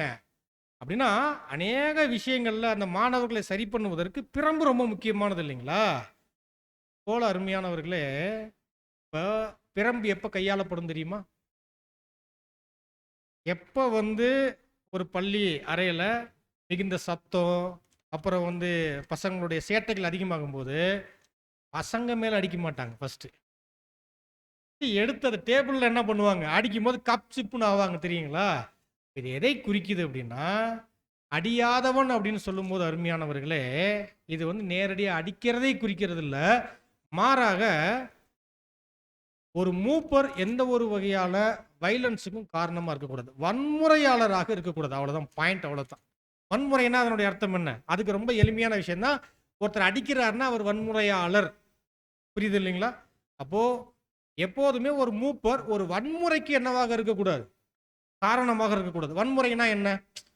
சண்டைக்கு காரணமாக இருக்கக்கூடாது, ஒரு பிரச்சனைக்கு ஒரு துவக்கமாக இருக்கக்கூடாது, கசப்புகளுக்கு அவரே ஒரு காரணமாக இருக்கக்கூடாது, ஒரு சகோதர பிரிவுகளுக்கு அவர்கள் காரணமாக இருக்கக்கூடாது. இப்படி பல வகையில நம்ம என்ன பண்ணலாம், நம்ம எடுக்கலாம். அடியாதவன் என்று சொல்லும்போது பெரிய அளவுல மந்தைக்கு காயமும் சேதத்தையும் உண்டு பண்ணக்கூடிய செயல்களை ஒரு மூப்பர் என்ன பண்ணக்கூடாது, செய்யக்கூடாது, செய்யக்கூடாது. இதெல்லாம் ரொம்ப முக்கியமாக நாம் கவனிக்கக்கூடிய விஷயங்கள். அடுத்ததாக இறுதியாக இழிவான ஆதாயத்தை இச்சிக்கிறவனுமாய் இராமல் பாருங்க, அப்புறம் இழிவான ஆதாயத்தை இச்சியாதவனுமாக இருக்கணும். இழிவான ஆதாயம்னா என்ன? இந்த அருமையான இந்த கனமான ஊழியத்தை பெற்றுக்கொண்டு இதன் வழியாக அவர் ஒரு இழிவான ஆதாயத்துக்காக இந்த கனமான வாய்ப்புகளை அவர் பயன்படுத்தி கொள்ளக்கூடியவராக அவர் இருந்துவிடக்கூடாது என்கின்ற இந்த வார்த்தையும் என்ன பண்றோம், நம்ம பார்க்கிறோம். இழிவான ஆதாயத்தை இச்சியாதவனும் பொறுமை உள்ளவனும் எப்படி இருக்கணும், பொறுமையுள்ளவனும் சண்டை பண்ணாதவனும் சண்டை பண்ணாதவனும் பண ஆசை இல்லாதவனுமாய் இருந்து பண ஆசையை அவர்கிட்ட என்ன ஆகக்கூடாது. உண்மை, உண்மை. வேதம் ரொம்ப அழகா சொல்லப்படக்கூடிய விஷயம் அது. பணம் நம்ம கிட்ட இருக்கிறது தப்பு இல்லை, பண ஆசை இருக்கக்கூடாது. புரியுதுங்களா? பணம் இருக்கும், அப்ப பணம் இருக்குன்னா நான் ஆசைப்படாமலே வச்சுக்கிறேன் அப்படின்னா அதுக்கு பேர் என்ன இல்லை, அது ஆசைத்தான். அப்படின்னா பணம் நம்ம கிட்ட எவ்வளவு வேணாலும் இருக்கலாம், ஆனா அது மீது ஆசை இருக்கும்போது அதை நமக்காகவே வச்சுக்குவோம். பணம் இருக்கு, பட் எனக்கு அதன் மீது ஆசை இல்லை என்றால் நம்ம என்ன பண்ண ஆரம்பிப்போம், என்ன செய்வோம்? சரி, என்ன செய்யணும்? இதை பற்றி ரொம்ப பெரிய ஒரு எடுத்துக்காட்டு வேதத்தில் இருக்குது. கர்த்தர் இயேசு தேவாலயத்தில் அவர் அமர்ந்திருக்கும் போது எல்லாரும் காணிக்கை செலுத்துறாங்க. புரியுதுங்களா? கர்த்தர் யாரையுமே ஒரு குறை கூட சொல்லலை, எல்லாத்தையுமே அவர் என்ன அங்கீகரிக்கிறார். உண்மையை நல்ல மனசுல தான் எல்லாருமே காணிக்கை போட்டிருக்கிறாங்க. ஆனால் கடைசியா ஒரு விதவை ஸ்திரீ போட்டாங்க இல்லைங்களா, அதுதான் விசேஷமா என்னன்னா அது அங்கீகரிக்கப்படுகிறது. அப்படின்னா மற்றவங்களை யாரையும் குறைய சொல்லலை, ஆனால் தேவன் அந்த இடத்துல எதை அங்கீகரிக்கிறார் என்பதை கர்த்தர் சொல்றார். அந்த விதவை ஸ்திரீ தனக்கு உண்டானதை, தன் ஜீவனத்துக்கு உண்டானதை போட்டாங்க சொல்லும்போது இதுல அந்த ஸ்திரீ எப்படி இருந்திருக்கிறாங்கன்னா தயால குணமுடையவங்களாக இருந்திருக்கிறார். தேவன் எப்படி இருக்கிறாரு, தயால குணமுடையவர் இல்லை இல்லைங்களா? அதே போல தன்னுடைய பிள்ளைகளும் தயால குணமுடையவங்களாக இருக்கணும் என்று விரும்புகிறார். அப்படின்னா அதனுடைய அர்த்தம் என்னன்னா, இந்த அழைப்புல கூட நிறைய பேர் ரொம்ப கஞ்சமா இருப்பாங்க. எப்படி இருப்பாங்க? ரொம்ப கஞ்சமா இருப்பாங்க. அவங்க தங்களுக்கே எடுத்து செய்வதற்கு என்ன பண்ணுவாங்க, ரொம்ப யோசிப்பாங்க. அப்படிப்பட்டவங்க சபைக்கோ ஒரு அறுவடை ஊழியத்துக்கோ அல்லது ஒரு கன்வென்ஷனுக்கோ அவங்களாம் எதிர்பார்க்க முடியுமா? ரொம்ப கஷ்டப்பட்டு துக்கப்பட்டு வேற வழியே இல்லாமல் அவங்க கொடுக்கக்கூடியவங்களாக இருப்பாங்க. ஆனால் தேவனுடைய பிள்ளைகள் அப்படி இல்லை, தேவனை போல அவர்கள் தயால குணமுடையவங்க. அதனாலதான் ஒருத்தர்கிட்ட மிகுதியான பணம் இருக்கு என்றால் அவர் முதலாவது சுவிசேஷ ஊழியங்களுக்காகவும் தேவனுடைய காரியங்களுக்காகவும் அறுவடை பணிகளுக்காகவும் மந்தைக்காகவும் சகோதர சகோதரிகளுக்காகவும் அவைகளை செலவு பண்ணக்கூடியவர்களாக அங்க இருக்கணும். புரியுதுங்களா? அப்ப இந்த விஷயத்துல ஒரு மூப்பர் எப்படி இருக்கணும், பண ஆசை வந்துடக்கூடாது. ஏன் இந்த எச்சரிப்பு கொடுக்கப்படுதுன்னா, அப்போஸ்தலர்களின் காலத்துக்கு பின்பாக ரோம சக்கரவர்த்தி மிகுதியாய் கொடுத்த அன்பளிப்பு தான் அந்தி கிறிஸ்து அமைப்பு உருவாவதற்கு என்ன ஆயிடுச்சு, காரணம் ஆயிடுச்சு. அவர் யாருக்கு தான் கொடுத்துட்டாரு? ரோம பட்டணத்தினுடைய கண்காணி சபையினுடைய ஒரு மூப்பருக்கு தான். அப்போ அந்தி கிறிஸ்து அமைப்பு உருவாவதற்கு காரணமே யார் தான்? சபையினுடைய ஒரு மூப்பர் தான். அவர் நிறைய மூப்பர்களை கூப்பிட்டு என்ன பண்ணிட்டார், ஒரு பெரிய அமைப்பாவே உருவாகி அது பாருங்க, இன்னைக்கு பாருங்க தேவனுடைய ஆக்கினை தீர்ப்புக்கு ஏதுவாக அங்க இருக்கு. அப்ப சாதாரணமான விஷயம் இல்லை. வெகுமதிகளும் பணமும் அந்த இழிவான ஆதாயங்களும் அது எவ்வளவு ஆபத்துக்குரியவைகள் என்பதை நாம சரித்திர ரீதியாகவும் நம்மளால அங்க பார்க்க முடியும். அதனாலதான் ஒரு ஊழியத்தில் காணப்படக்கூடியவர் எப்படி இருக்கணும் அப்படின்னா, இந்த மாதிரியான ஆசைகள், பண ஆசைகள் என்று இவைகள் எல்லாம் இல்லாமல் தேவனை போல நல்ல குணமுடையவர்களாக அவர்கள் காணப்பட வேண்டும் என்கின்ற இந்த காரியம் இது எல்லாருக்குமே பொருந்தும், மூப்பருக்கு மட்டும் பொருத்தி பார்க்க கூடாது. அப்ப இப்படியான இந்த ஏற்பாட்டுல நமக்கு மத்தியில் அந்த ஊழியர்கள் சிறந்து இருப்பாங்க இல்லைங்களா, நம்மளை விட ஒரு முன்னோடியா இருப்பாங்க இல்லைங்களா, அப்படியானவர்களை மந்தை என்ன பண்ணணும், கண்டு கொள்ளக்கூடியவர்களாக இருக்கணும். அப்போ பாருங்க, இப்ப நம்ம பார்த்துட்டு இந்த வசனத்தினுடைய முழு விஷயத்தை பார்க்கும்போது நிறைய பேர் எப்படி எடுப்பாங்கன்னா, அப்படியே எக்ஸாக்டா பொருத்தி பார்க்கக்கூடிய வேலைகள் நடக்கும். எப்படி 100% பொருத்தி பார்க்கக்கூடிய வேலைகள் நடக்கும் இல்லைங்களா? ஏன்னா நம்ம விழுந்து போனவங்க, நமக்கு பொருத்தி பார்க்க மாட்டோம். ஆனா எப்போதுமே நம்ம அடுத்தவங்களுக்கு என்ன பண்ணுவோம், பொருத்தி பார்க்கக்கூடிய சுபாவம் உடையவங்க. அப்படி நம்ம பொருத்தி பார்த்தோம்னா அப்படியான மூப்பர்கள் இந்த பூமியில் இருக்கிறாங்களா? இல்ல. அப்போஸ்தலர்களே இல்ல. அப்போஸ்தலர்களே அது மாதிரி இல்ல. புரியுதுங்களா? ஏன்னா அவங்களோட சொந்த வாயா சாட்சி கொடுக்குது. குறைவுள்ளவன் நாங்க, ஏன்னா நாங்க அடைஞ்சிட்டோம் நாங்க நினைக்கல என்று விஷயங்கள் அப்போஸ்தலனாகிய பவுல் மூலியமா பேதுருவினுடைய குறைச்சல்கள் வெளிப்படுது. இப்படி பல விஷயங்கள் பைபிள்லயே என்ன ஆகுது, எழுத்துக்கள்லயே நம்ம பார்க்க முடியும். சில வார்த்தைகளை 100% எதிர்பார்க்கக்கூடாது. மாறாக அருமையானவர்களே, நம்ம இந்த வார்த்தைகளை எல்லாம் எப்படி பார்க்கணும் அப்படின்னா, நமக்கு மத்தியில இந்த குணங்கள்ல நம்மை விட சிறந்தவங்களாக யார் இருக்கிறாங்க, வளர்ந்தவர்கள். ஏன்னா நம்ம எல்லாரும் வளர்ந்துகிட்டு இருக்கிறோம் இல்லைங்களா, நம்மை விட வளர்ந்தவங்க யார் இருக்கிறாங்க என்று பார்த்து அப்படியான தகுதியானவர்களை என்ன பண்ணணும், இவர்கள் இந்த ஊழியத்துக்கு தகுதி என்று நினைத்து என்ன பண்ணணும், அந்த ஊழியத்தை அவர்கள்கிட்ட நம்ம கொடுக்கக்கூடியவர்களாக அங்க இருக்கணும். ஆகவே அருமையானவர்களே, இந்த தேர்தல் என்பது ரொம்ப அருமையான ஆசீர்வாதமான ஒரு ஏற்பாடு. அதுல மந்தைக்கு தேவனுடைய சித்தத்தை வெளிப்படுத்துவதற்கு கொடுத்துட்ட பெரிய பொறுப்பு. நம்மளை நம்பி யாராவது ஒரு பொறுப்பு கொடுப்பாங்களா? நம்மளை நம்பி உலகத்துல யாராவது ஒரு பொறுப்பு கொடுப்பாங்களா? நிறைய கவர்மெண்ட் மாறுது. நம்ம என்ன போய் கேட்டு பாருங்களேன், எனக்கு பெரிய பொறுப்பு கொடுங்கன்னு கேட்டு பாருங்க, யாருன்னு கேட்பாங்க. ஒன்றும் இல்லை, தெருவில் இருக்கிற ஜனங்களே என்ன பண்ணுவாங்க, யாருன்னு கேட்பாங்க. ஆனால் தேவன் யோசிச்சு பாருங்க, நம்ம கைகளில் ஒரு பெரிய பொறுப்பு கொடுத்து நீங்க என்ன பண்ணுங்க, என் சித்தத்தை வெளிப்படுத்துங்கன்னு கொடுக்குறாரு அப்படின்னா எவ்வளோ ஒரு ஆசீர்வாதமாக எண்ணி இந்த வாய்ப்பை நம்ம என்ன பண்ணணும், தேவ சித்தமாக வெளிப்படுத்துவதற்கான அந்த முயற்சிகளை நம்ம செய்யணும். அப்போ அதற்கு மீண்டுமாக நம்ம ஞாபகப்படுத்துகிறோம், இந்த விசேஷித்த காலங்களில் இனி வரக்கூடிய ஒவ்வொரு வாரமும் நீங்கள் தேர்தலை சந்தித்து நீங்கள் ஊழியர்களை தேர்ந்தெடுக்கக்கூடிய அந்த தருணம் வரை நீங்கள் என்ன பண்ணுங்க அப்படின்னா, தனிப்பட்ட எந்த ஒரு வகையான தேர்தலை குறித்த விவாதங்களுக்குள்ள போகாதீங்க. யாரை குறித்தும் தனிப்பட்ட விமர்சனங்களுக்குள்ள அந்த பேச்சுகளுக்குள்ள போகாதீங்க. ஜெபம் பண்ணுங்க, ஸ்டடி பண்ணுங்க. சரிங்களா? இந்த 2 விஷயம் ரொம்ப முக்கியமானது. இந்த 2ஓட மட்டும் நீங்க மேக்சிமம் தொடர்புல இருங்க. வீணான காரியங்களுக்கு விலகி இந்த ஜெபம் மற்றும் என்ன, தேவனுடைய வார்த்தைகளோடு நீங்க தொடர்புகள் வைக்கும்போது தேவனுடைய சித்தத்தை என்ன பண்ண முடியும், வெளிப்படுத்த முடியும். இப்படியாக நீங்கள் செய்யும் போது அருமையானவர்களே, உண்மையாகவே தேவனுடைய நாமத்தை மகிமைப்படுத்தக்கூடிய தேவ சித்தத்தை நீங்கள் வெளிப்படுத்துவீங்க. அது மாத்திரமல்ல, தேவனுடைய ஏற்பாட்டில் தேர்தல் அது எப்படிப்பட்ட தெய்வீக ஏற்பாடை கொண்டதாக இருக்கு என்பதை என்ன பண்ணிக்கணும், உள்வாங்கி கொண்டு நாம் தேர்தலை சந்திக்கக்கூடியவங்களாக இருக்கணும். சரிங்களா? அப்ப தேர்தல் என்பது ஏதோ ஒரு சாதாரணமா தேவன் கொடுத்துட்டார் என்று நம்ம நினைக்கக்கூடாது. தேவனுடைய ஏற்பாட்டில் எப்படியெல்லாம் இருக்குது, தேவன் எப்படிப்பட்ட ஒழுங்கு உடையவராக அவர் இருக்கிறார், அவர் எப்படிப்பட்ட மேய்ப்பனாக அவர் இருக்கிறார், அவருடைய ஜனங்கள் ஆகிய இஸ்ரேல் ஜனங்களுக்கு எப்படிப்பட்ட ஏற்பாடை கொடுத்திருந்தார், இனி வரப்போகிற உலகத்துல எப்படிப்பட்ட ஒரு ஏற்பாடை உலகத்தின் ஜனங்களை ஆசீர்வதிப்பதற்காக இப்ப சபையை நடத்தி கொண்டிருக்கிறார்.